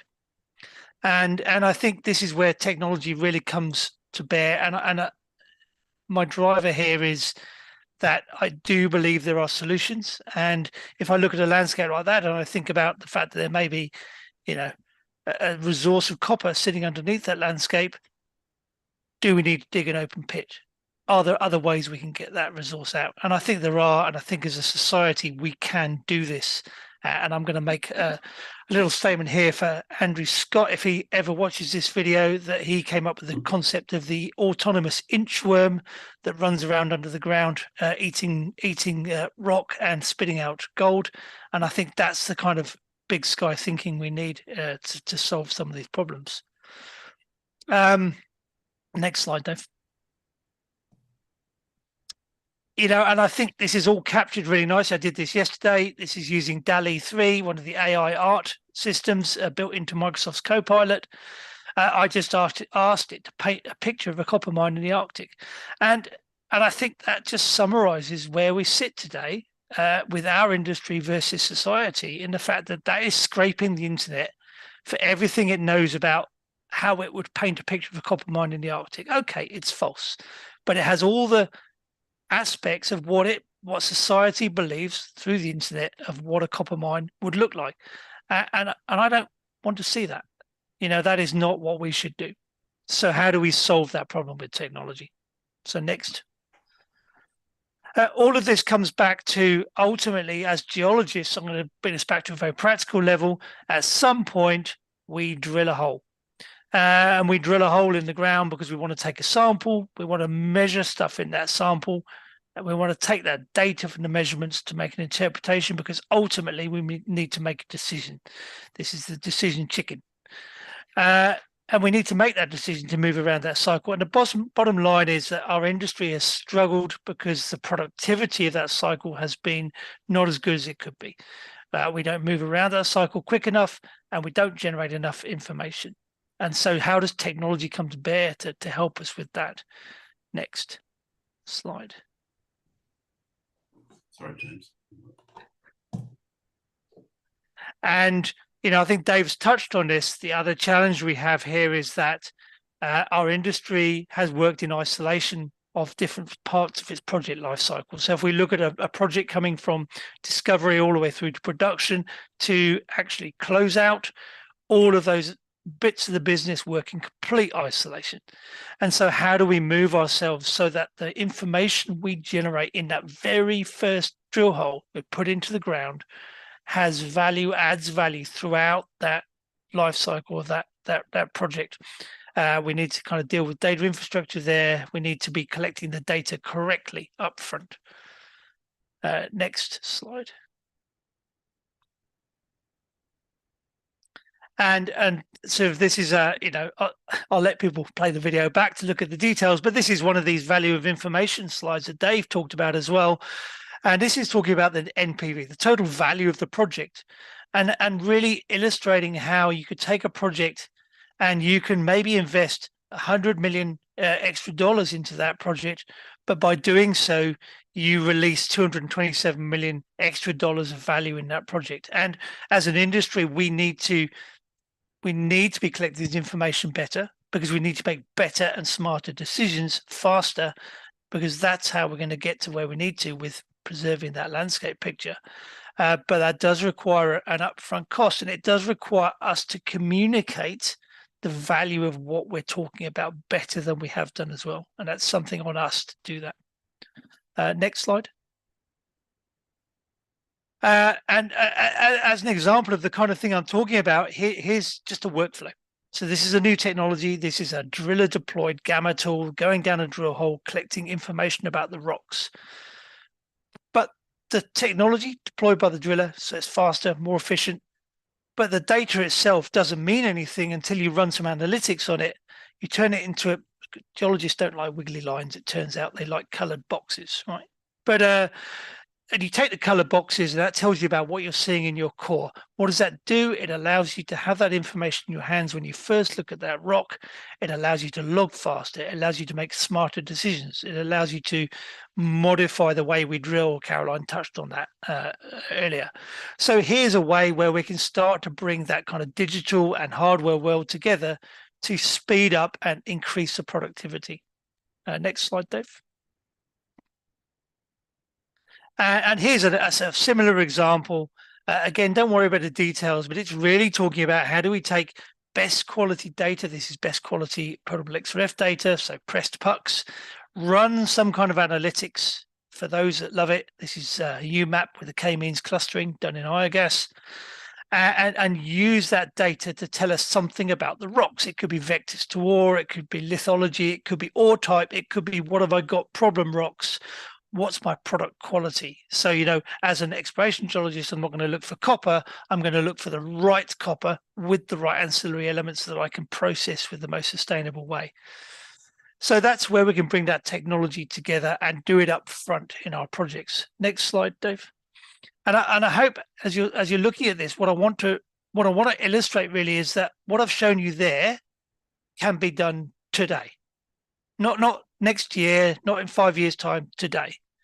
But what it requires is technology implementation into our projects to really leverage that productivity gain. And that requires change management. And I think one of our big challenges, I guess, in the industry is captured in this cartoon. Are we actually going to change? Or as the markets rebound in 12 months' time, are we going to go back to our old ways? And I think that's something where we need to look at as a community. How do we manage that change through? So next slide, I think it's the last slide, Dave. Hopefully I'm alleviating Sarah's schedule anxiety slightly. So what I talk about a bit is the iGeologist, right? It's the future geologist that is embedded into a digital infrastructure, digital technology infrastructure, and they're going to use analytics, AI, if you like, as a tool to support them to be smarter. And we need to communicate the value of this information that we're generating in a new business model that will drive the change. If we don't communicate to the people holding the purse strings in an economically sound framework, we won't get the change we want. And technology is going to be at the heart. Technology is the heart of the next generation anyway. It's going to be at the heart of the next geoscientists, and they will not accept poor behaviors. So we need to get to grips with this. And I'm just going to leave this last phrase, and I can expand on it later. You know, my thing at the moment is I think that exploration geologists need to be seen more as product managers of our critical resources. They need to manage the discovery of quality product, and they need to have an understanding of that whole end-to-end piece, including the supply chain. So I think I'm just presenting a picture there of how I see the future, but the future isn't a year's time. The future's now, that we can have this eye geologist working in an industry that drives the change we need to address the things Dave's talked about with the technology. So I think I'll leave it there. Brilliant. Thank you very, very much, James and Dave. The chat has gone bananas. There's only, I mean, I think that is the correct adjective for it. And by chat, I mean not just the chat here, but everything that's going on behind the scenes, because I know there are lots of WhatsApp groups of people discussing what we're hearing now. Thank you so much for that presentation. I'll direct you to the questions in the chat, and if you guys can stick around for a bit, that would be amazing. If not, we will all be catching up offline later. So everyone, please put your hands together for wonderful Dave and James. Thank you very, very much. Fantastic. Cool. So now we come to the last speaker of this morning's session before we go into bursting the bubble, and that is the fantastic Kirsty Benham. Kirsty, if you've got slides, now is the moment to click those buttons and find that mute button, etc. Kirsty is the co-founder of Critical Minerals Association UK, and so this is a case where this morning has started off in the depths of geology. Not that there is anything wrong with that, people. It is fascinating. We then taken a really, really good look at some of those community aspects and monsters under the bed. And then what I'm really loving from the talk that we had from Dave and James is almost that reimagining or rethinking of, hang on, what should that exploration entity really be doing, along with a whole load of other stuff that they shared with us as well. Now we come to that world of regulation and policy and that government level, which I'm really looking forward to. So with that, everybody, please put your hands together for the fabulous Kirsty Benham. Thank you very much. Great, thanks, Sarah. And I presume everyone can see my screen. So good morning, everyone. Thanks for joining, and thank you for the invitation to speak. My name is Kirsty Benham. I'm one of the founders and the CEO of the Critical Minerals Association UK. And you'll be hearing from my colleague Jeff later on this week, who'll be presenting as well. And I'll be presenting on UK regulation, policy, and de-risking the circular economy of critical minerals. So I'll start by sharing a bit about the Critical Minerals Association UK and the role that we play in bringing together different actors across multiple sectors and industries. Critical Minerals Association UK was set up in 2020 to bring together industry, government, and academia across critical mineral supply chains, covering mining, processing, and recycling to support the UK to develop alternative and responsible critical mineral supply chains for future needs, such as those of the energy transition. We now represent 40 companies, many of which are international, including Satala, Rio Tinto, Johnson Matthey, and Phillips 66. And the companies cut across multiple aspects of supply chains, and we play a key role in bringing together diverse stakeholders for collaboration. A number of our members have met through our activities, using the association as a platform for networking, and then gone on to develop projects together. We've organised over 10 government workshops, bringing together industry to share collective views on policy positions, published 8 reports on topics from ESG to the midstream, which can be found on our website, responded to over 10 government consultations, probably more at this point, from green finance to the National Security Investment Act, and have organised over 40 events over the past few years. The association operates 5 working groups, including one on the circular economy, and we also have sister associations in Australia and the USA, as well as a coordinating body of Critical Minerals International Alliance. So one of the core strengths of what we do is convening, and we've organised a few events recently. Our flagship event is our annual conference. The third one was hosted at the Geological Society with the Geological Society Business Forum, and also at the Royal Society of Chemistry in November at Burlington House. And this was the first time in recent years that the doors between both institutions were opened. We did this in order to recognise the need for different disciplines like geosciences and chemistry, mining and midstream to come together to meet critical minerals needs. We're very privileged to welcome high-level government speakers, including UK Minister Ghani, Saudi Arabia Vice Minister for Mining, Khalid Al-Mudaifer, and Canadian High Commissioner to the UK, Ralphie Goodale. There are over 35 speakers, 53% of whom were female, with multidisciplinary panels such as one featuring quarrying, chemistry, manufacturing, and recycling. And Sarah from Satala did a brilliant job managing the virtual component of the conference. We're very proud to have Critical Productions as our media partner. Our 4th annual conference in November will be on the 2nd of December, so please do save the date and reach out if you'd like to find out more. And recognising the importance of research in academia, we have a number of academic partnerships. We work closely with Camborne School of Mines, the University of Birmingham, champion universities and industries working together. And these are some of the universities we've signed letters of support for on grant projects. Again, do reach out if you'd like to find out more. And we're also project partners with Metfotech Circular Economy Centre. So our working groups are membership driven. Our Circular Economy Working Group is chaired by Lucy Smith from the Materials Processing Institute and Cameron Tonkin from Green Lithium. Some of the activities the group is currently working on include supporting cross-sector collaboration with the Royal Society of Chemistry and also building links with, for example, the foundation industries. We've also been looking at waste legislation, particularly around gaps in waste codes. And a few years ago, we hosted a conference with the Royal Society of Chemistry, focusing on 5 key topics that we considered important for the circular economy of critical minerals, notably commercializing R&D, collection, legislation, finance, and tailings opportunities. We follow this up with some closed-door workshops and are continuing conversations on these topics. So today I'll be talking about how UK regulation and policy can de-risk a circular economy of critical minerals.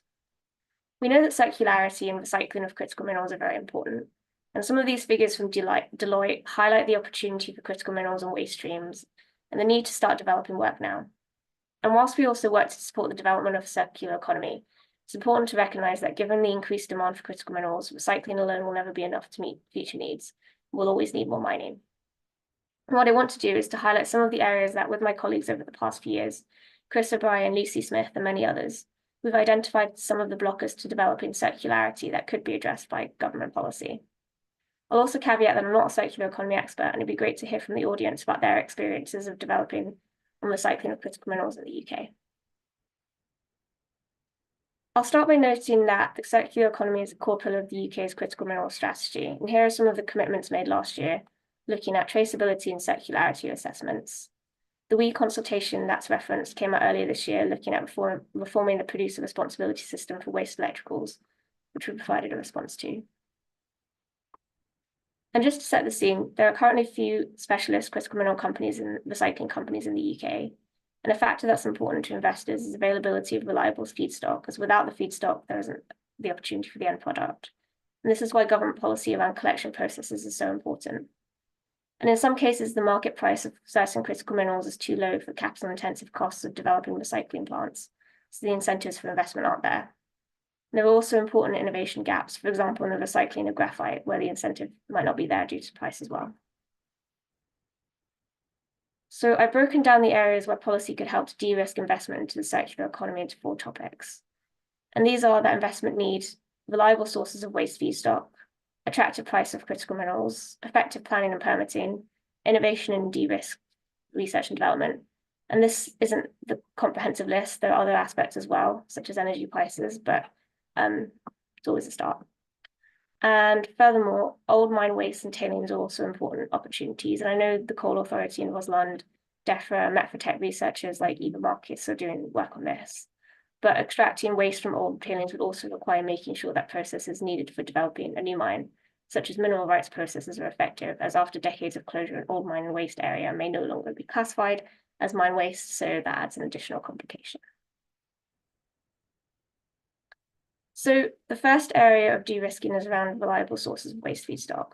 Companies need to know that they'll be able to have a steady stream of waste to recycle to show that they'll be making money from an investment. And part of the challenge is that the wider national critical minerals strategy and the desire to build a circular economy for critical minerals in the UK isn't necessarily the priority in the context of wider considerations. And what I mean by this is that collection schemes don't necessarily prioritize UK operations. Waste will be sent overseas if that's the most cost-effective option and if that's where the facilities are, which makes sense. But if we want to develop UK recycling facilities, there's currently no need for retention of critical minerals in the UK to be a priority or to disclose which critical minerals are in waste streams. Following on from this, waste collection is devolved to local authorities who have fixed budgets and prioritise meeting those internal budgets over UK national critical minerals objectives. which again makes sense, but then that means that the retention of strategic minerals as feedstock isn't a priority. And consumer waste collection could be improved, and the recent DEFRA WEEE consultation and call for evidence is looking at curbside collection for WEEE. But also waste legislation hasn't been updated to reflect where critical minerals exist in products for disposal. So some suggestions of policy recommendations, and feel free to add to the chat if you have any others.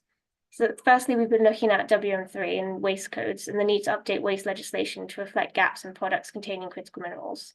Many of the waste codes haven't been updated for decades and fail to differentiate between new technologies like lithium-ion batteries. Long-term contracts could be underpinned by government to ensure feedstock and finance. Government could back strategic materials in the UK through incentives or export taxes. They could create a premium to sell the feedstocks to the UK or tax higher value materials for exports. National and local governments could come together, so Department for Business and Trade, DEFRA, Treasury, and work more closely to develop a process for reliable streams of critical minerals feedstock to attract investment into critical minerals recycling. I think the disposable vape ban earlier this year was an impressive act of government policy enacted across multiple departments, showing what can be achieved with bold action. That was particularly important considering the lithium that was being wasted. So for those of you who haven't come across it, the consultation that was put out by DEFRA and the call for evidence as well on reforming the producer responsibility for waste electricals is now closed, but the work will be ongoing, so it's not too late to feed in. It's worth having a look at if this is of interest. Second point is on price. Market price of critical minerals to be recycled needs to be sufficiently high to justify the private investment into new innovations and facilities. But the short-term price might prevent future projects from being viable or expansion of scale-up of strategic projects being viable, even if there is a forecasted long-term demand. So government could assess where critical minerals are found in UK waste streams, what recycling product processes are viable domestically, and then part fund or encourage investment into strategic recycling projects specifically for domestic opportunities.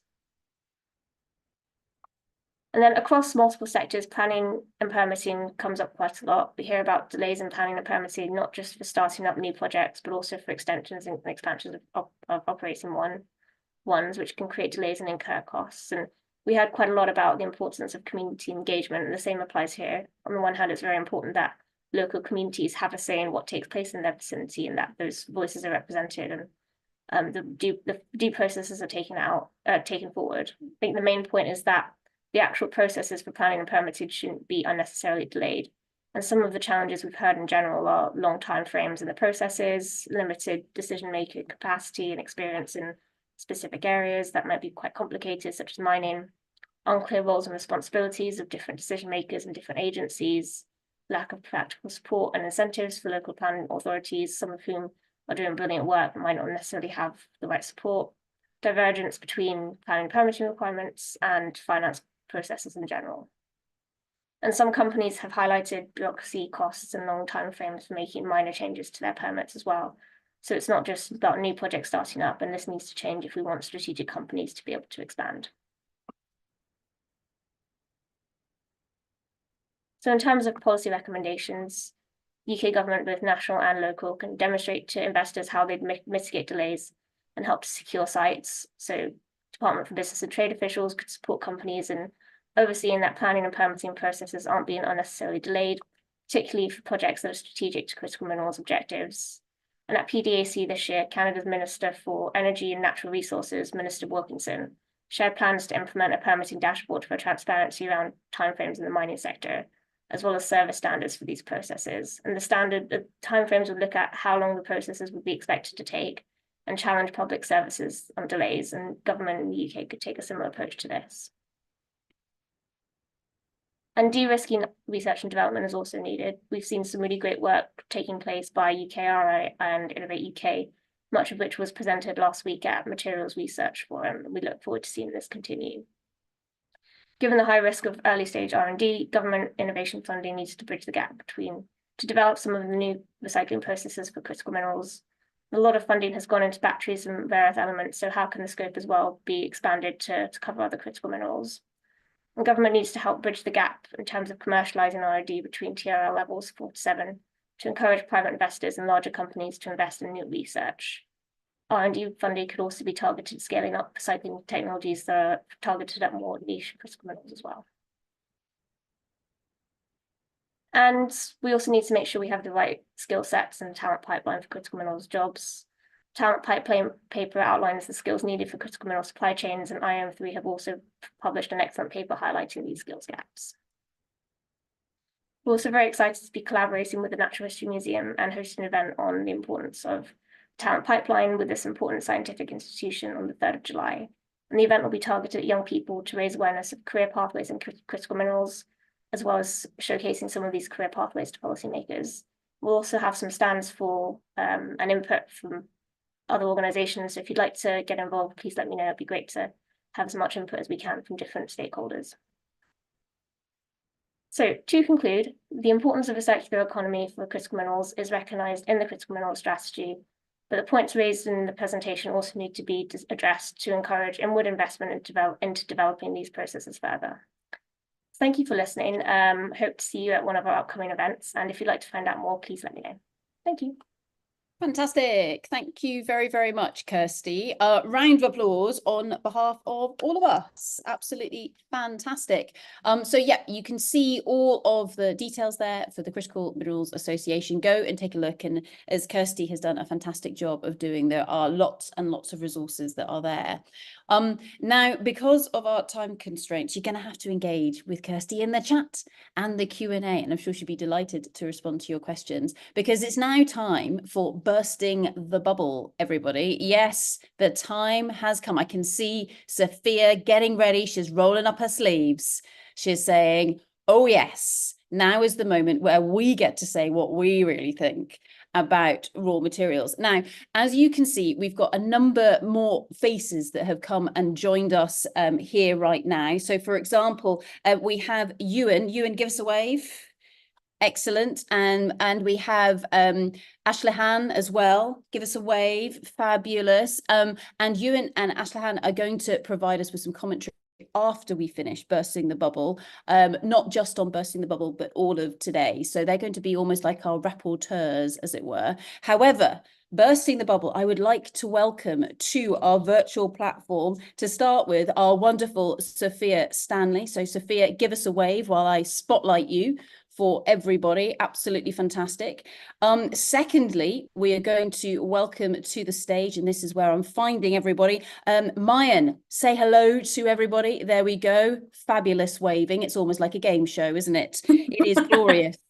Okay, also welcoming to the stage, we have the wonderful Caroline Moore. Caroline, give us a wave. Fabulous. And then we also have another person who has the most amazing background. Mark, give us a wave as well. Fabulous. Excellent. Okay, so I will also spotlight myself so that we can actually see one another when we're speaking to one another. So just to explain to everyone what on earth this Bursting the Bubble panel session is all about. We've been doing this all the way through Responsible Raw Materials, and it's because we find that we get kind of trapped inside our own mindsets. And as we will often hear, so geologists, for example, assume that everybody thinks the rocks are fascinating. And why would you spend your time doing anything else than trying to understand how that mineral forms? And then social scientists, they collect data in totally different ways, and investors think about the world in a totally different way, and then governments, and it's all this amazing mess of different perspectives, which is great. But all of us have one thing in common, hopefully one or two more, and that is this fascination with raw materials, and be it mining, be it recycling, etc.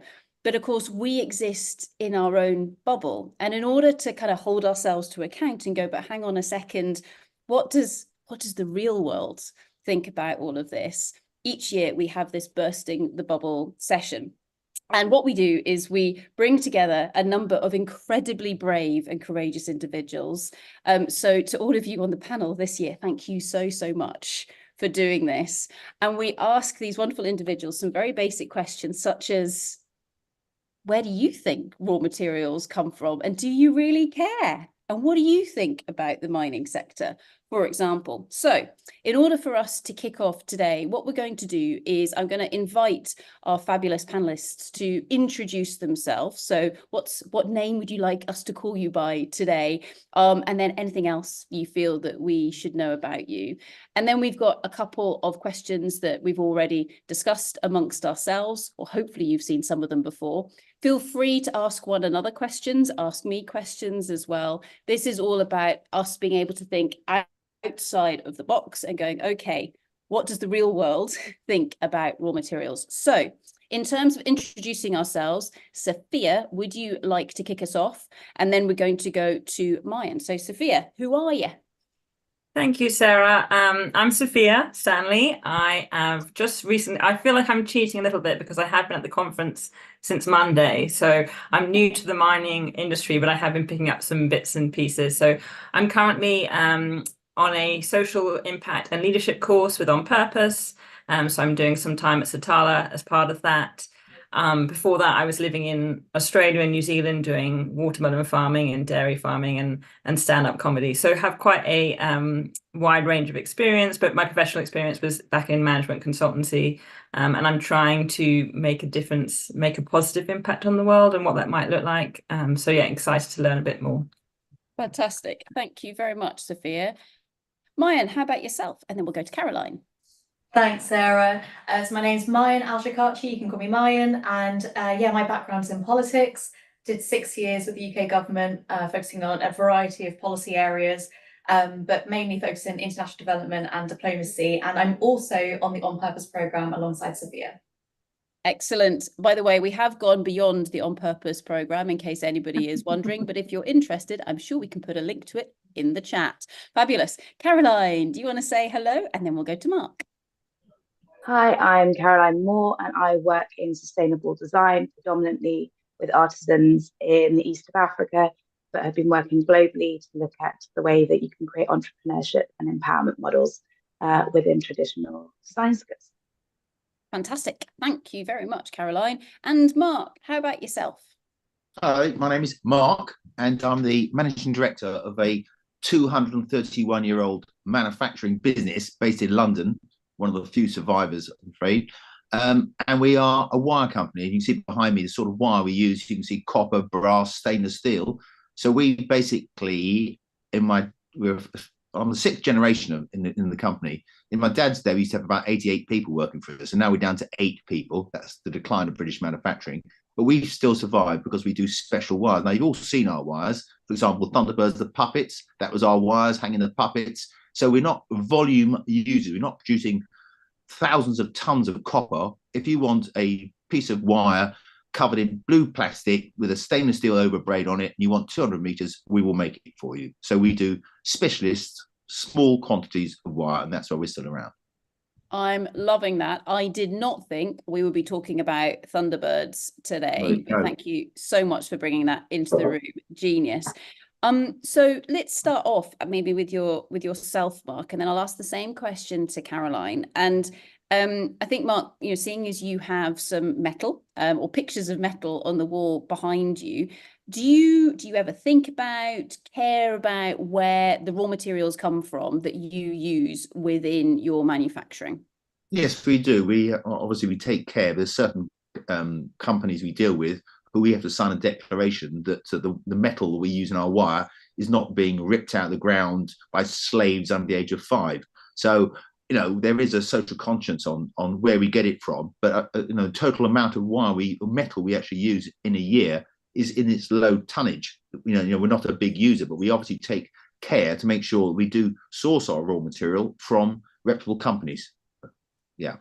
And how do you do that, especially because you're using such small volumes, Mark? How are you checking where the material's coming from? One of the things is obviously an ISO standard. So we are a quality standard, ISO, we're environmentally approved as well. And you can see behind me here, we won the Queen's Award in 2002 for sustainable development. So we have solar panels, wind turbine. We don't have any vehicles. We have LED lighting in the whole factory. So we do take environmentalism. It's important to us. That's part of our selling thing. That's one of the reasons, or part of the reasons, why we've possibly survived. So all the companies we deal with are reputable companies. Yeah, they are bigger. I mean, we deal from our raw material comes in from India, Turkey, Japan, South Korea, obviously the EU, which is getting a pain now, of course, you know why that is, ho ho, get that in. So we, you know, it is reputable companies, but mainly we are buying small volumes of it. So yeah, so we are asked these questions and we do respond accordingly. And Caroline, I promise I will come to you. I'm just fascinated by the Thunderbird still at the moment. Mark, in terms of, you mentioned that some of your customers are asking you about the sourcing of the metals. Has that been static for a while in terms of which customers ask you, or is it becoming more common for customers to ask you? It's becoming more common because I think things like nickel, certainly, and that's one that springs to mind. I think we had an inquiry from one of our potential customers last week, you know, asking where we source our nickel plated copper from and nickel wire from, because there are certain countries in the world which don't kind of obey the rules.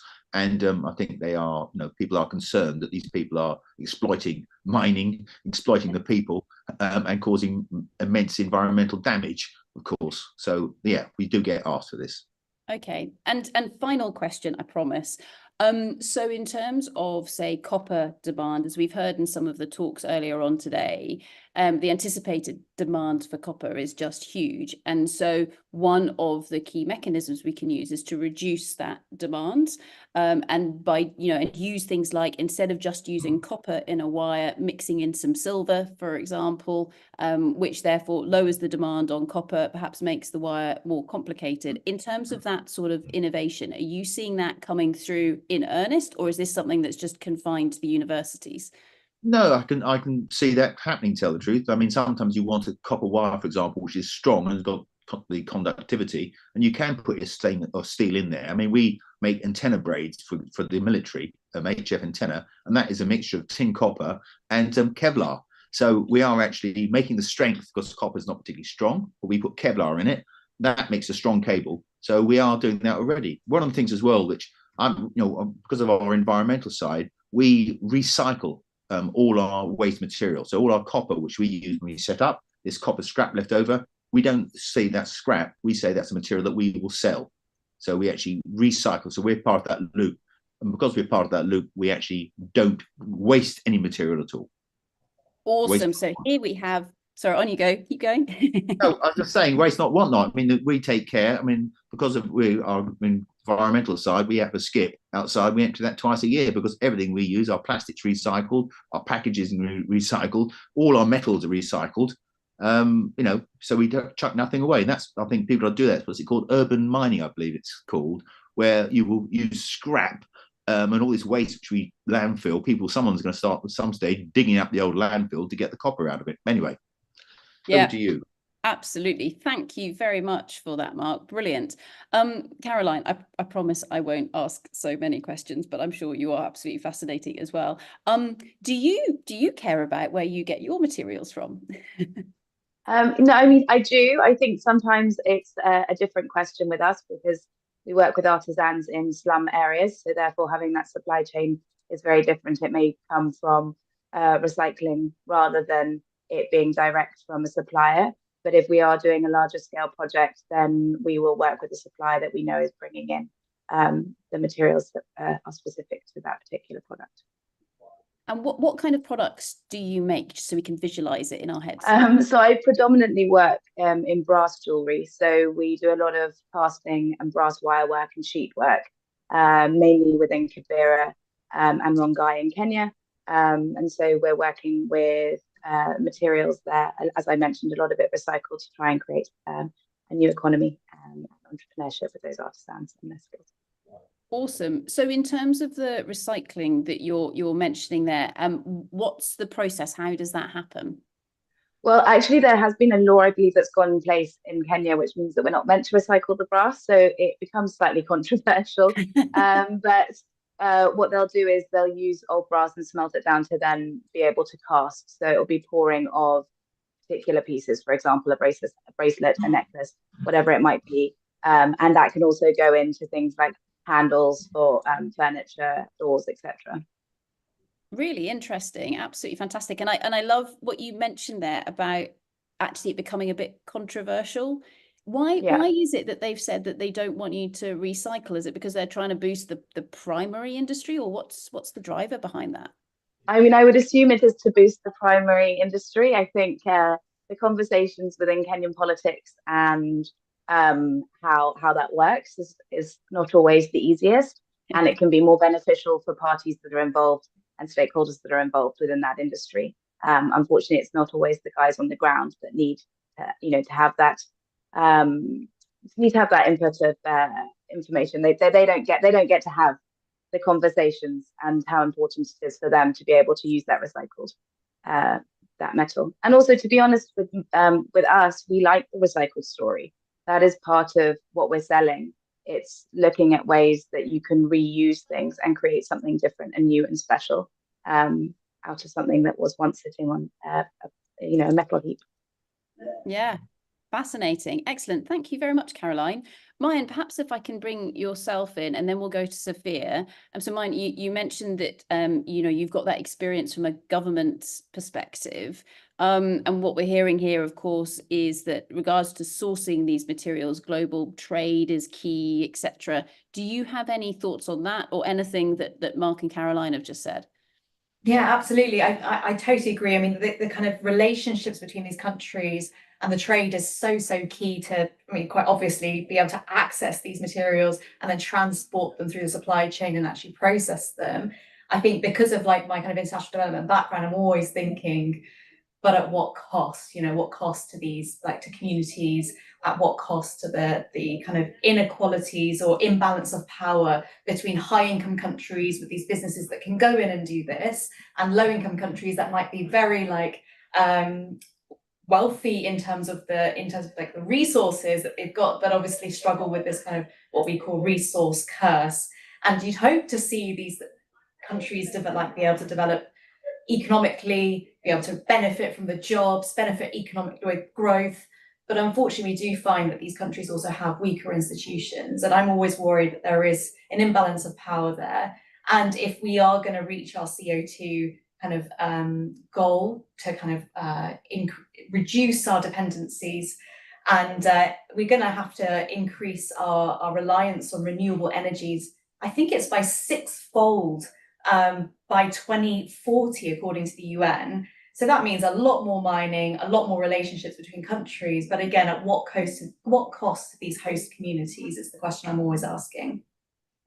Thank you for that, Mayan. And do you, in terms of all of this, because it's such a complex issue, when someone says to you mining, and we're thinking about rocks here, not Bitcoin or something like that, do you think, okay, that's a good thing or a bad thing or a bit of both? What comes to mind? It's a double-edged sword. On the one hand, it's super necessary for the foundations of our society. But on the other hand, the things that do come to mind are all these examples you see every day on the news, degradation of like the environment, people's health, mentally and physically, the relocation of communities from their homes and their sacred land and their rights being taken away from them.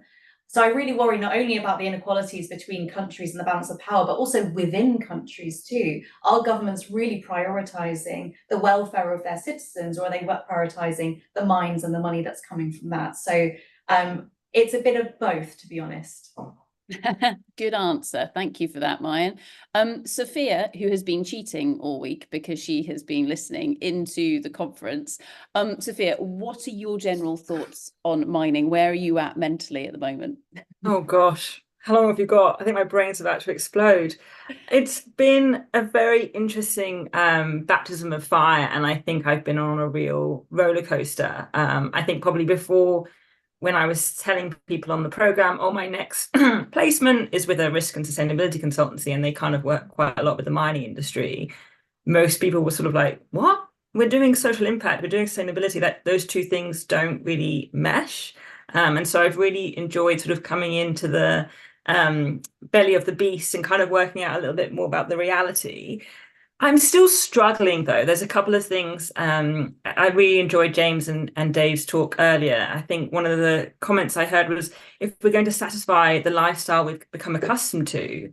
And I think there's a big issue with me being like, I don't think we should have become accustomed to it. You know, like I find it really hard to be against mining and critical minerals coming out of the ground when I've got an iPhone. Well, it's not an iPhone, it's a really bad smartphone in front of me, and I've got 2 laptops on my desk. But I actually think it shouldn't be an option that I renew this every year, or I have as many trinkets or electronic goods as I desire. I think we should be changing how we think about things. And Kate earlier was talking about trust and early consultation with communities. But I can't, and maybe I'm being too jaded here, but I can't help but feel that it's still to get the aim of what the mining industry needs. So we need to build that trust so that we can come in and build this mine, rather than we need to build that trust and that conversation and maybe decide that this mine isn't a good idea or this area isn't a good idea. And coming back to Dave and James's talk, there was that AI vision of what a mine looks like. I think we haven't been shown by the mining industry that it can be done differently. So to be asking us to build that trust without showing us some example of, here we've done it really differently, and there was really minimal damage to the environment or the waterways or the land or the people, and the things that we took out of the ground were used really intentionally. I'm not sure I've seen that, and so I think that makes me still feel quite dubious. And sorry, I will stop talking now, but I think the one last thing I will say is maybe I have to be honest that mining isn't the boogeyman, but maybe it's capitalism. Maybe it's this idea of things need to be extracted and we need to make the most money as possible, rather than being like, okay, what have we got and what do we need?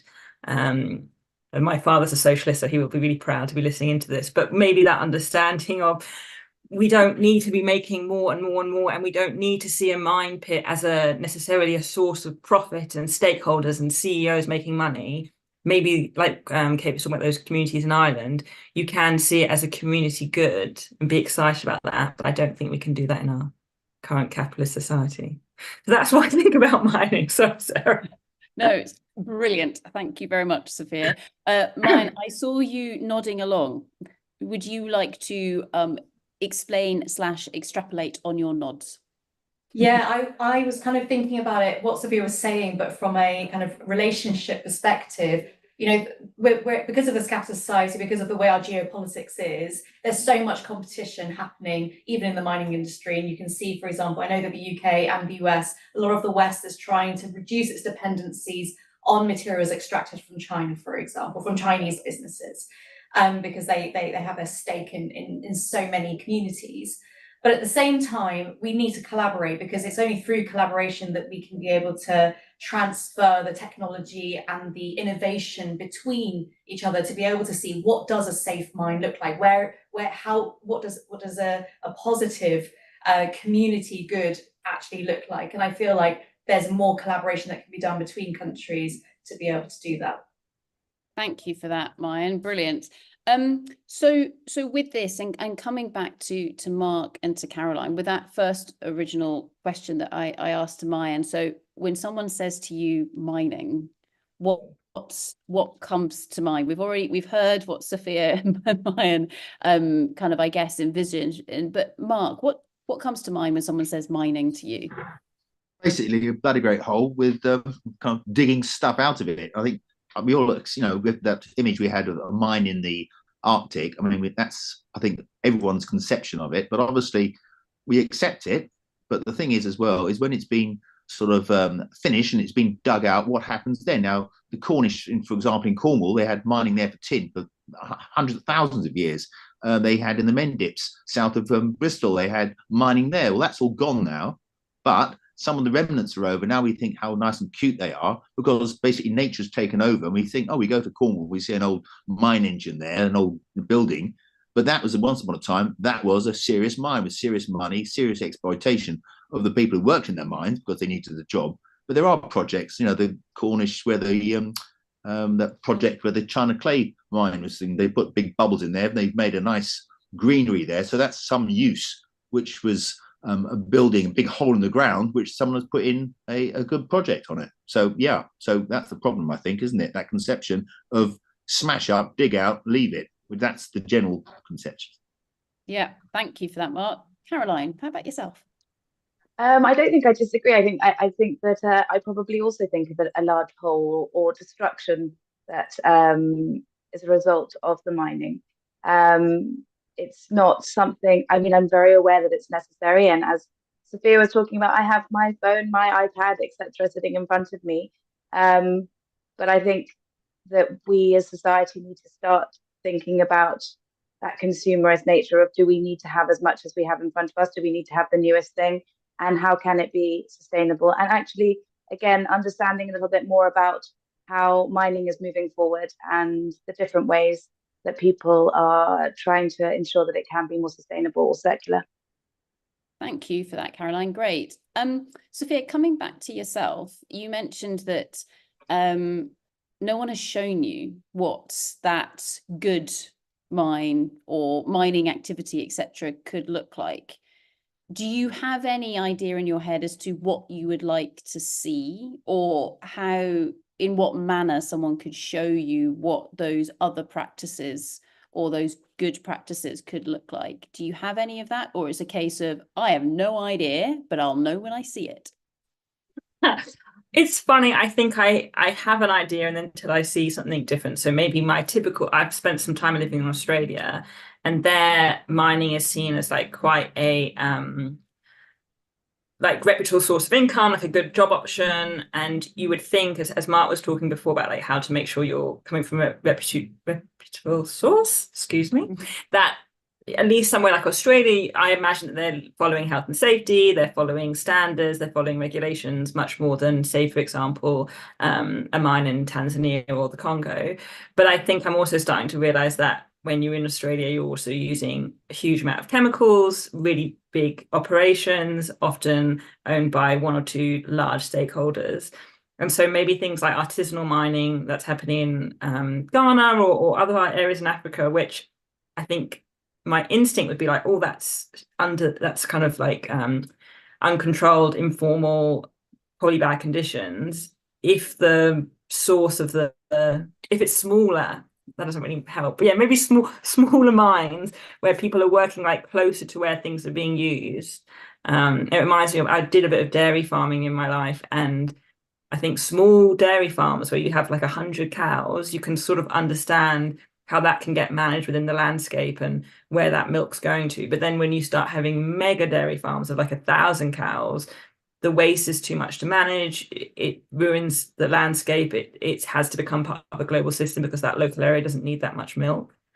So I don't mean to go on a dairy tangent, but I think that idea of, when I think of what a perfect mine looks like, it's connected to the community, it's caring about the environment, it's taking out what is needed rather than how much we can take out. And I think profit in terms of money is not the main driver. But that's what I've got. No, I'm loving the dairy tangent that was there. Who knew? Dairy farmer, watermelon farmer, and stand-up comedian. Fantastic. Thank you very much, Sophia. Mark, Sophia was mentioning almost that kind of, I guess, mental quandary between the large scale companies and then smaller scale companies. And I think you mentioned when we were talking about the provenance of the metal, for example, that you use, you go to those reputable providers, etc.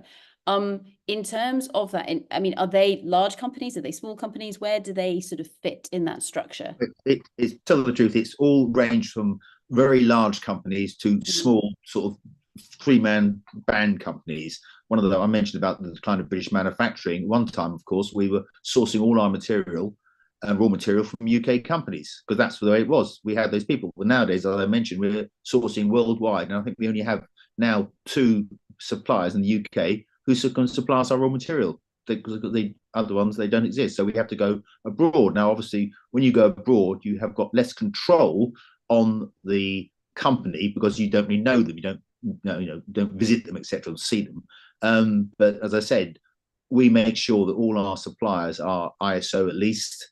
We won't deal with them unless they're ISO approved, and that is obviously a standard, an international standard, which shows that they are playing the game, as they say. But again, the other side is that certainly America seem on the ball. We get a lot of these the forms saying where does the material, where does nickel come from? And you think, bloody hell, we are right at the end of the line buying raw material. So we go back to our supplier, they have to go back to their supplier, and eventually there's some mine somewhere in the world which is not on some bad list, which will supply the nickel that goes right the way down the line, and we're at the end of it. So there is this trickle through right the way through to make sure that it is reputable.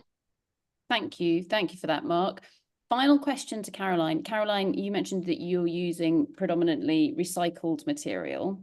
If someone said to you, you weren't allowed to use recycled material, and this is just a thought experiment, and you had to use that primary material, and of course we don't dig bronze out the ground, but the primary ingredients for bronze, would you still do it, or would you change what you were doing?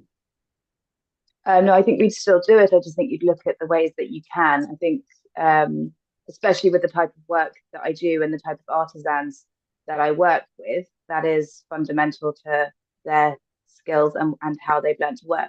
That doesn't mean that we wouldn't start looking at different materials and different ways that we can produce. And we have done that, whereby we've even used sustainable offcuts of wood. I mean, obviously not metal, but I think you're always trying to diversify and look at new ways of producing. And yeah, I mean, we'd still do it, but we'd want to make sure that we're working with companies that have a decent supply chain and that have a bit of transparency within that. Fantastic. Thank you very much for that, Caroline. Now, I know that some of our wonderful Bursting the Bubble panelists do need to go because they have other jobs to go to. And I'd just like to say on behalf of all of us here at this year's Responsible Raw Materials Conference, thank you so much for giving up the gift of your time to us to share with us your thoughts, because it's really, really important for people who work in the depths of the raw materials sector to actually understand what the real world thinks. So thank you very much, everybody. Absolutely brilliant. Great. Now, if you need to jump off, and now is a good time to go, but if you can stay with us, that would be fantastic. Yep. Thank you very much, Mayan. Excellent. Okay. So what I'm going to do is I'm going to remove the spotlight from as many of us as possible so that we can see the rest of our wonderful speakers and panelists who are still with us. And especially I would like to introduce Ewan and Ashtahan to everybody. Ewan, do you want to come off mute and just say hello and who are you? And then we'll do the same with Ashtahan as well. Hi everyone, thanks so much for having us today. I have a background in earth sciences or remote sensing, and I've recently been working on the Vector project. So I've been having a crash course into the world of social science and mining especially. I focus a lot on ESG and mining conflicts and also climate mitigation. So yeah, really excited to be here and looking forward to speaking with you all. Thanks. Brilliant, thank you very much, Ewan. And Ashtahan, how about yourself? Hi, thank you again so much for having us. It's so exciting for us. I mean, it's for myself. I'm a very beginner to the field. So my background initially is actually in anthropology and international development. And just like you, and I'm also involved in the Vector project. So that was kind of my first exposure to the world of mining. And I'm currently studying social science and sustainability at the University of Bath. So that's kind of how my research is. Well, I'm interested in some of the ethical questions revolving around mining, especially indigenous communities, and sort of just, yeah, these big questions that we all heard and really moving questions. So thank you again for having us. Yeah. Absolute pleasure. Thank you very much both for coming and joining us in the panel. So maybe if we start with Ewan. Ewan, did you hear what you were expecting to hear in Bursting the Bubble? Did anything surprise you? What are your thoughts? And then we'll bring in Ashtahan. Well, I think the thing I'm taking away most from this, a very positive thing actually, is the big promotion of critical thinking. It's very difficult to take a kind of pro-mining or anti-mining stance in the modern world. You know, there's important arguments to both. As everyone has said, we've all got devices that we need to use, and they're an integral part of society. So obviously we do need mining, but clearly there's outcries from indigenous communities and and local people, but they aren't being consulted, and they feel their voices aren't being heard in regards to not just changes in land use from mining, but a lot of industries. So, you know, I think it's becoming increasingly hard to stick your head in the sand, for lack of a better phrase. You know, you've got to kind of have an overall view of what's happening with these arguments. You know, you've got to be informed on both sides.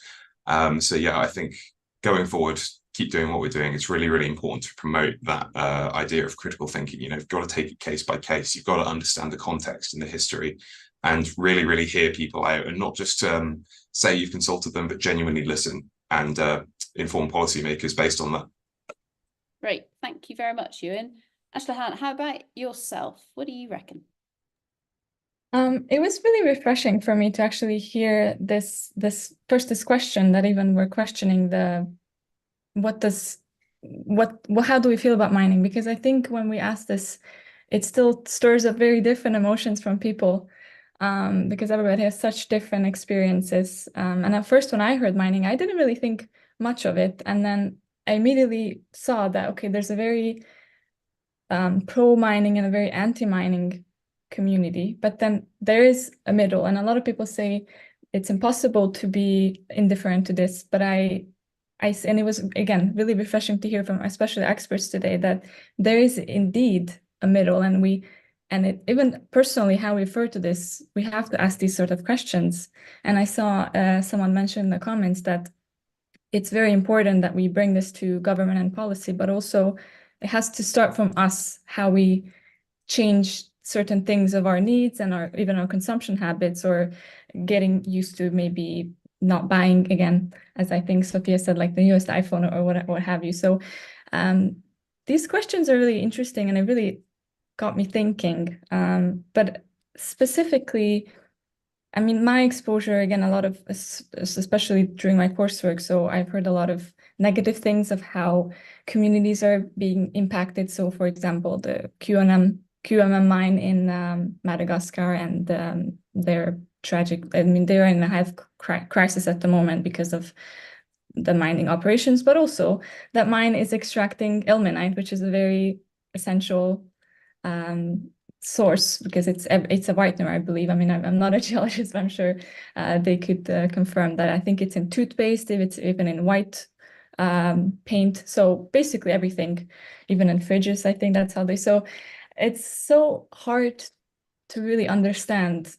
This is something we need. It's essential, but it has very negative effects on both communities and the environment. So how do we understand we have to make it better? Because we can't say completely no to it. But then again, what is that golden middle road? And I think that's where probably technology, as the speaker said, will come in, which is really interesting. It's a very overwhelming for me, because we don't have like an exact answer to this question. Sorry if I'm going on for too long, but it's just, these are some of the things that stirred up in me, is really, I think we're seeing like, okay, there is a possibility, which is very positive. So overall, it's really positive that there's a solution. It's just, okay, how are we going to make that happen? So, yeah. Yeah, no, I'm loving what you're saying. So I think there's that, what can each of us personally do? And then thinking about, you know, what our skill sets are as well. So what can we bring to the table to help improve everything in the world round about us, and that kind of fire in our bellies, or that get up and go to go do it, rather than just to sit back and expect somebody else to do it. And we heard quite a lot about that on Monday as well, which was exciting. Ewan, coming back to yourself and just reflecting on the full session that we've had this morning, do you have any other comments or highlights that you would like to share with everybody? And then I'm going to go off around the world and just get everybody else's comments on things that they were either pleasantly surprised by, or things that maybe they disagreed with as well. And I'm going to come to Caroline first after Ewan. On you go, Ewan. Yeah, it's great to see some of the technological advances that people have shared. Minix especially, you know, with new exploration technologies which are less intrusive in the environment. It really stuck out to me when it was mentioned that, you know, with that was it LIBS? I can't remember what the exact acronym was. You know, the fact that you can have one kind of pilot hole per se, get the chemical composition of the geology around there, and then maybe, you know, decide whether you go ahead with that or not. and not have to make further drill sites. I think that's a great advancement, you know, and it can really reduce the impact we have on the environment, not just at the actual mining stage, but in the early exploration stage as well. You know, we've got to remember there's probably a lot more early exploration stage mining projects out there than ones that fully come to term, because there's plenty of people that are going to be trying but may not get off the ground. So there's probably a much larger impact, at least from the number of mining entities out there that there are from early exploration projects. So I really think it's important to bring down our impact on the environment and people at that stage as well. So yeah, thanks very much for sharing that. It was really, really interesting. Brill. Thank you very much, Ewan. Caroline, what do you reckon? And then we're going to go to Tasmania and to Owen. So in terms of the responses to the questions in the bursting the bubble, I found them really quite fascinating. And I mean, there was lots and lots of things I was thinking about, but it was one of the things that that came to mind, and Ewan just touched on it briefly then, was that, you know, the question of, when I say mining, what do you think of? I thought, wow, that's an interesting question, because it is such a small part of the minerals value chain and where we actually get our materials from. And people, I think most of society, and I could be wrong with this, think that you just rip it out the ground, or, you know, you take your ore out the ground, and then next thing you know, it makes your iPhone. You know, there's nothing in between. So there's no thought around, you know, what does the processing mean? What does transport mean? What does, I don't know, how is the material traded, sort of thing, between countries, and how all of that could actually impact on the sustainability of those extractive resources. So that's kind of where my mind was going. Excellent. And I think this is something we often ask, that what comes to mind when you think about mining? And everybody thinks about a hole in the ground. And they don't. That scared me that was straight away. Yeah, exactly. Which is really interesting. It's fascinating, isn't it? Owen, what do you reckon? And then we'll go to Scotland and we'll go to Kate. Yeah, I found it interesting that, you know, people were like, the producers are actually getting asked questions out, where's your nickel coming from? I thought that's really, it is, this sort of thing is filtering down through to the producers. And I'm not sure if we're going to get to the point where you will actually genuinely have to say, you know, my cobalt came from here, my nickel came from there, lithium came from here, what was produced using this process, that process. Whether consumers even actually end up knowing what that means, or they're just kind of guided by, you know, this is seen as better than the other thing. It's hard to get that full understanding, probably, as someone who's actually purchasing a product, to know all the steps that went into it. And for us, me as a geologist, understand the mining side of things, but not so much the supply chain side of it. There's so many different things that come together to create that sort of cohesive whole we see as society, or at least sometimes cohesive, that pull everything together. So yeah, it's really interesting insights on how things are changing. But, you know, we've still got some disconnects at the moment between where the materials are starting off and where they're ending up. So it looks like some of those gaps may be going to change. So it's been positive to see, and some really interesting perspectives. Great. Thank you very much, Owen. Kate, what do you reckon? Any more monsters under the bed before we go to Dave? Yeah, I hope that monsters under the bed didn't sound like a sort of patronizing, minimizing thing to say. I kind of wanted to.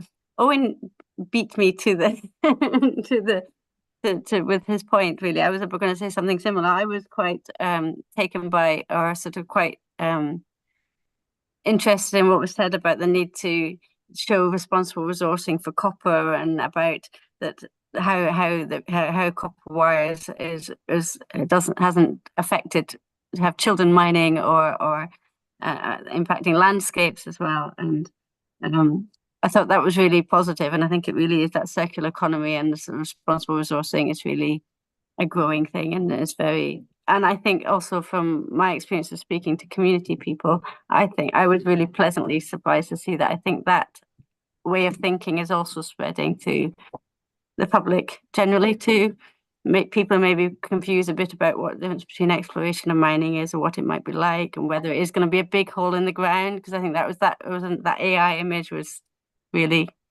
but I think that it's quite positive to think that people are caring, customers are caring about where their resources are coming from. So yeah, I was quite struck with it. Brilliant. It's kind of Thank the same you as very what Owen much. said, but he put it more eloquently. Not at all, not at all. Thank you, Kate.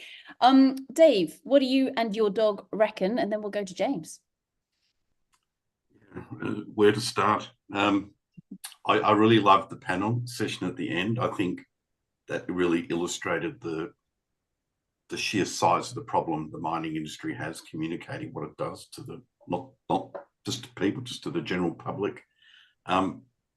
It is a terrible communicator. The mining industry is the worst communicating industry on the planet. I have no doubt. Many of the things that we're talking about as problems, the industry is already onto. So zero entry mining. Most of the big Western companies have no plans to build open cut mines anymore. They're trying to find things which will all be underground and minimal footprint, underground processing and crushing. Just to people, if you put a hedgerow around it, you'd barely know some of these mines existed, the sorts of mines we'll bring in on stream in the future. But having said that, that's not the same everywhere. There's a tripartite really world in mining. There's the Chinese side, the Western side, and now the Saudi side, and they don't all behave the same in wherever they are in the world.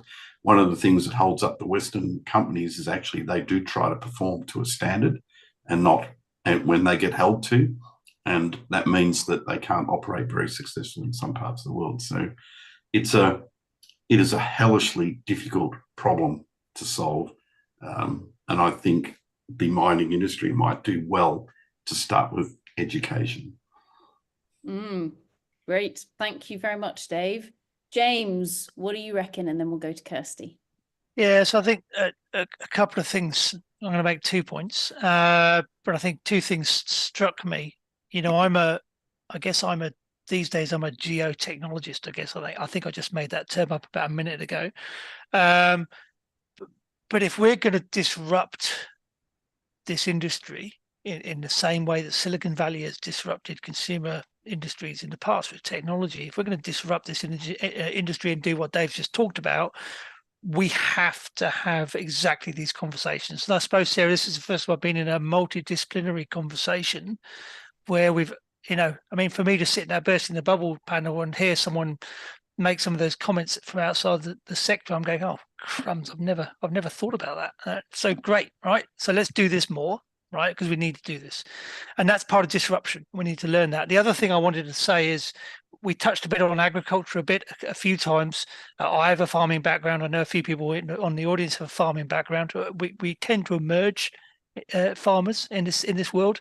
The agricultural sector has done some reasonably good stuff that we probably could learn from. They do really good stuff around technology, autonomous and precision mining, precision farming, right, which we can take into precision mining. Farm to fork concepts, understanding the tracing and trackability of everything that's produced. But also, I think some of the stuff that happens around the way they work with society around environmental pieces as well, land stewardship, and we talked a bit about resource stewardship as well. So there's similarities there that I think we can learn from.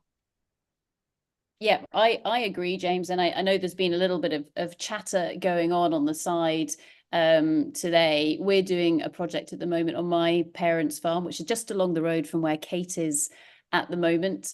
And so, this land has been in our family for quite a long time. And currently the most financially viable use of the land is to grow barley for the whiskey, because we're in Speyside. So you've got the market right there. And the interesting piece of work we're doing right now is we've engaged with the supply chain in terms of the hauliers and the maltsters and the distillers, because we walked into the distillery and said, hey, we're one of your farmers. We suspect you're having to do things in a bit more of a sustainable fashion, and you're going to be asking us for a whole load of data. So let's talk about it. And it was a brilliant moment, because they just went, where have you come from? And we're now at that point where actually engaging in that dialogue along the value chain is really interesting, because it's about understanding the kind of the power play between the different areas, but also what is a really big risk to one link in that supply chain might be something you can just brush off somewhere else. So actually almost the smoothing out of risk along the supply chain is something that we're so bad at doing, because we're all talking to our customers or our suppliers where we're trying to get the best deal from them. Does that talk to some of what you've just said there? Yep. No, Yeah. that's exactly it. Awesome. Well, maybe we should do a session next year on farming. Shall we do that? We've got enough farmers who are here already. Fabulous. It'd be fascinating. Awesome. Thank you very much, James. Kirsty, let's bring you to the table, and then we'll go to our watermelon farmer and our dairy farmer. We'll bring in Sophia again. On you go, Kirsty. I think it's really good that you're bringing in different perspectives as well. So it's not just people who know the sector who are talking about it. One point that I thought was pretty good was about the capitalism aspect and the fact that we need to reduce our usage of things. And I think in the circular economy, there's that contradiction as well, because we want to encourage investment in recycling. So you need to have more waste, so you have more to collect. But really, in an ideal world, we should be consuming less. So I think that's an important contradiction to recognize. But ultimately, we don't want the materials to be going to landfill or being considered waste rather than a resource. So it's a contradiction, but we still have to just press ahead either way. Awesome. Thank you very much, Kirsty. And over to our stand-up comedian, Sophia.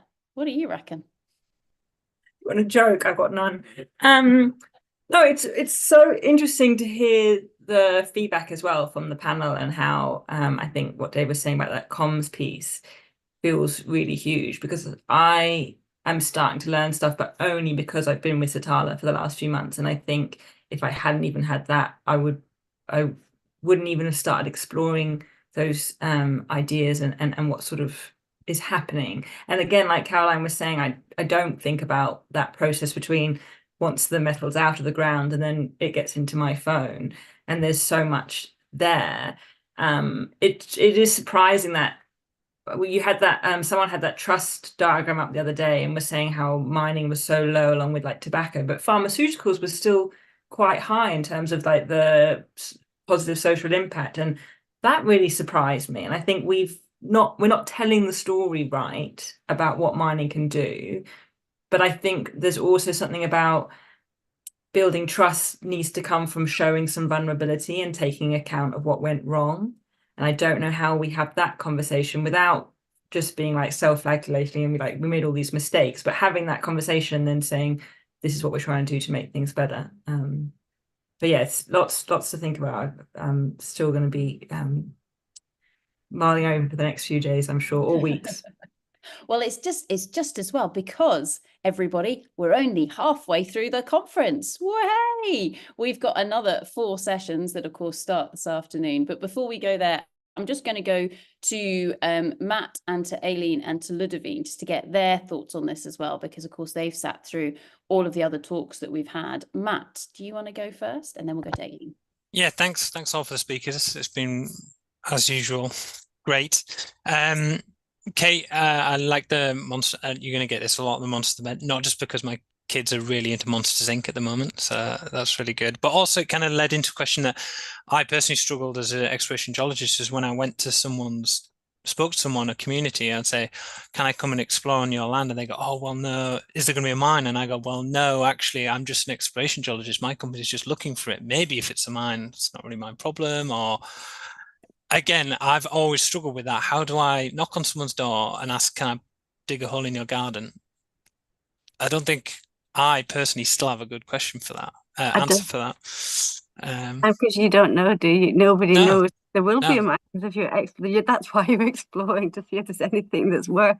Yeah, but even that concept in itself is really hard to communicate. Chances are low as well. It's really hard to, and as soon as difficult. Yeah, exactly. Not sure you wanted to respond to the original, sorry.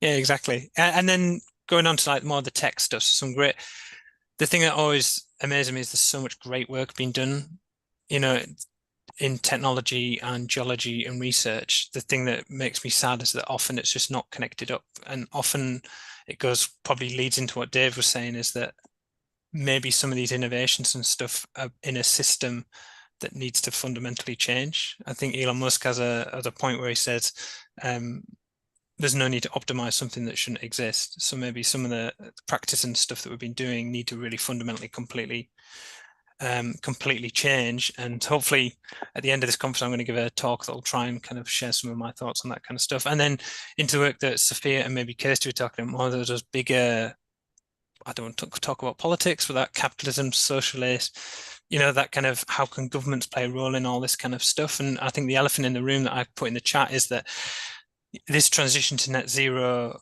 moving away to more electric vehicles, having more of this stuff, it actually incentivizes a lot of these tech and other kind of companies. So maybe instead of us saying, oh, we all need to consume more by replacing our car with an electric car, maybe we need to reduce the amount of cars, find alternatives, and then what we can't replace, we then replace.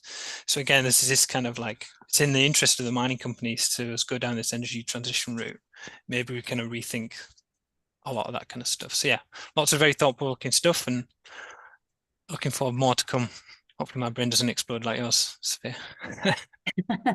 Thanks, Matt. Aileen, how about yourself? And then we'll go to Ludovine. Yeah, I think there's been a lot of really interesting like ideas brought forward, and I think especially from today and linking in with the person in the panel, but also what Caroline was saying, it's like this kind of, there's like multi-step processes and everything, and often like you only work in one very small element of that, and I think there's a really big like lack of understanding of the whole process, from like the exploration to the processing to like the using in materials. But I think the public expect us to know, so that when we're the person knocking on the door and they're like, what's this going to be, and then we don't have the like answers to that, I think it creates the distrust and people kind of get on edge about it. And I know in my own experience, the way I've often gone about it and try to adjust, it's like, oh, this is like what we need for like our electric vehicles and stuff, but like the environmental damage is much more important than that. And I think it links with what Gersha yesterday was talking about, in terms of like, if we try to tell people what to think, they're not going to react well. That doesn't actually work. So I think we kind of need to reevaluate the way we kind of engage with communities. But I also think this links to a bigger concept of what is responsible sourcing. It's like we talk a lot about it, but like, what does that actually mean? Because everyone's going to have a different understanding of it, and like it will mean one very different thing to one country than it will to another. So I think we need to also have that conversation to try and unravel it a bit and get a bit of a better understanding, so that we know what we mean when we say that, and when people ask us what we mean, we understand it. So yeah, I think that's it. Thank you. Fantastic. Thank you very much, Aileen. And Ludovine, final thoughts.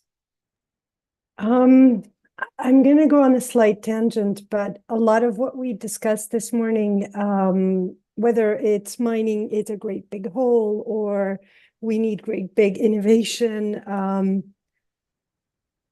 there's always this view that mining is big because on an individual level, we sit and look at some of these assets and it's huge, but and I'm sorry for the capitalist talk, but it is leading to revolution. Just bear with me.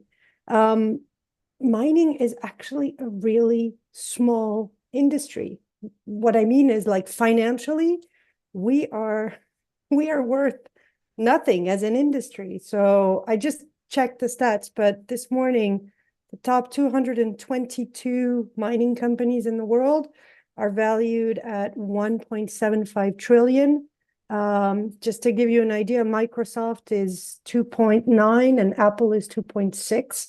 So together, these two companies, as valuable as they are worth 3 times a good proxy for the mining sector. So 2 things come to mind.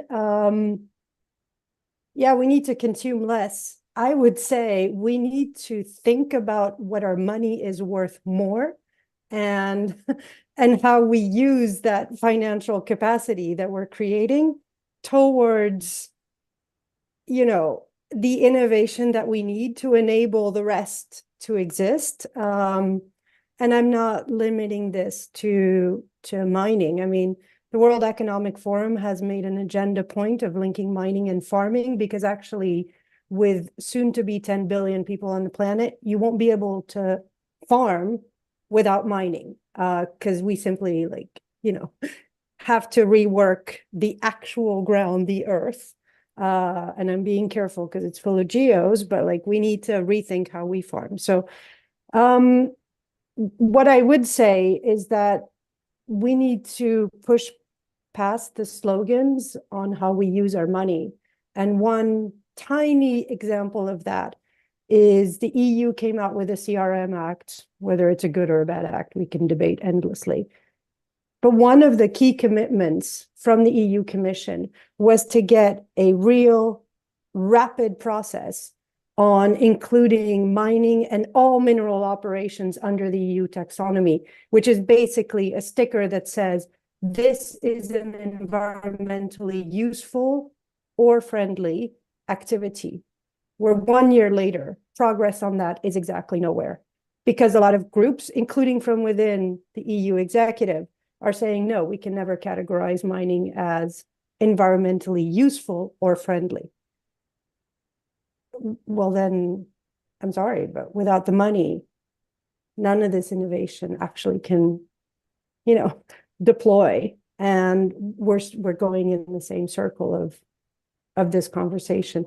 So I realize that's a very unromantic way to bring this conversation around, but I do think we need to connect the dots to that too.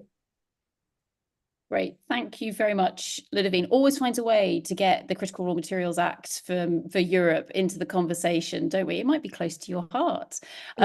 Awesome. So with that, everyone, we've heard, again, a huge range of different fantastic ideas, examples of where great stuff is being done, but also voiced through a multitude of different perspectives, which is great. As we know, there is, of course, always that saying, which is one rock, two geologists, three answers. I think if we then extrapolate that out into the complexity, etc., of the sector as a whole, it becomes much more interesting, perhaps, than even that answer. Good news is we have another session starting at 3 o'clock this afternoon, UK time, with a fantastic lineup. Please go to the website, check out who is going to be speaking with us this afternoon, and come and engage in the conversation, because this is just as much about everything that is going on in the chat and the background conversations as what you see here on the screen in front of you. So with that, another final round of applause for our wonderful speakers that we've had in this session. Absolutely glorious. Thank you very much to all of you. We'll let the Australians go to bed. We'll let the Canadians go and have some coffee who have been dialed in this morning. And for those of you who are in a more normal time zone, we will see you later on today. Thank you very much, everyone. See you later.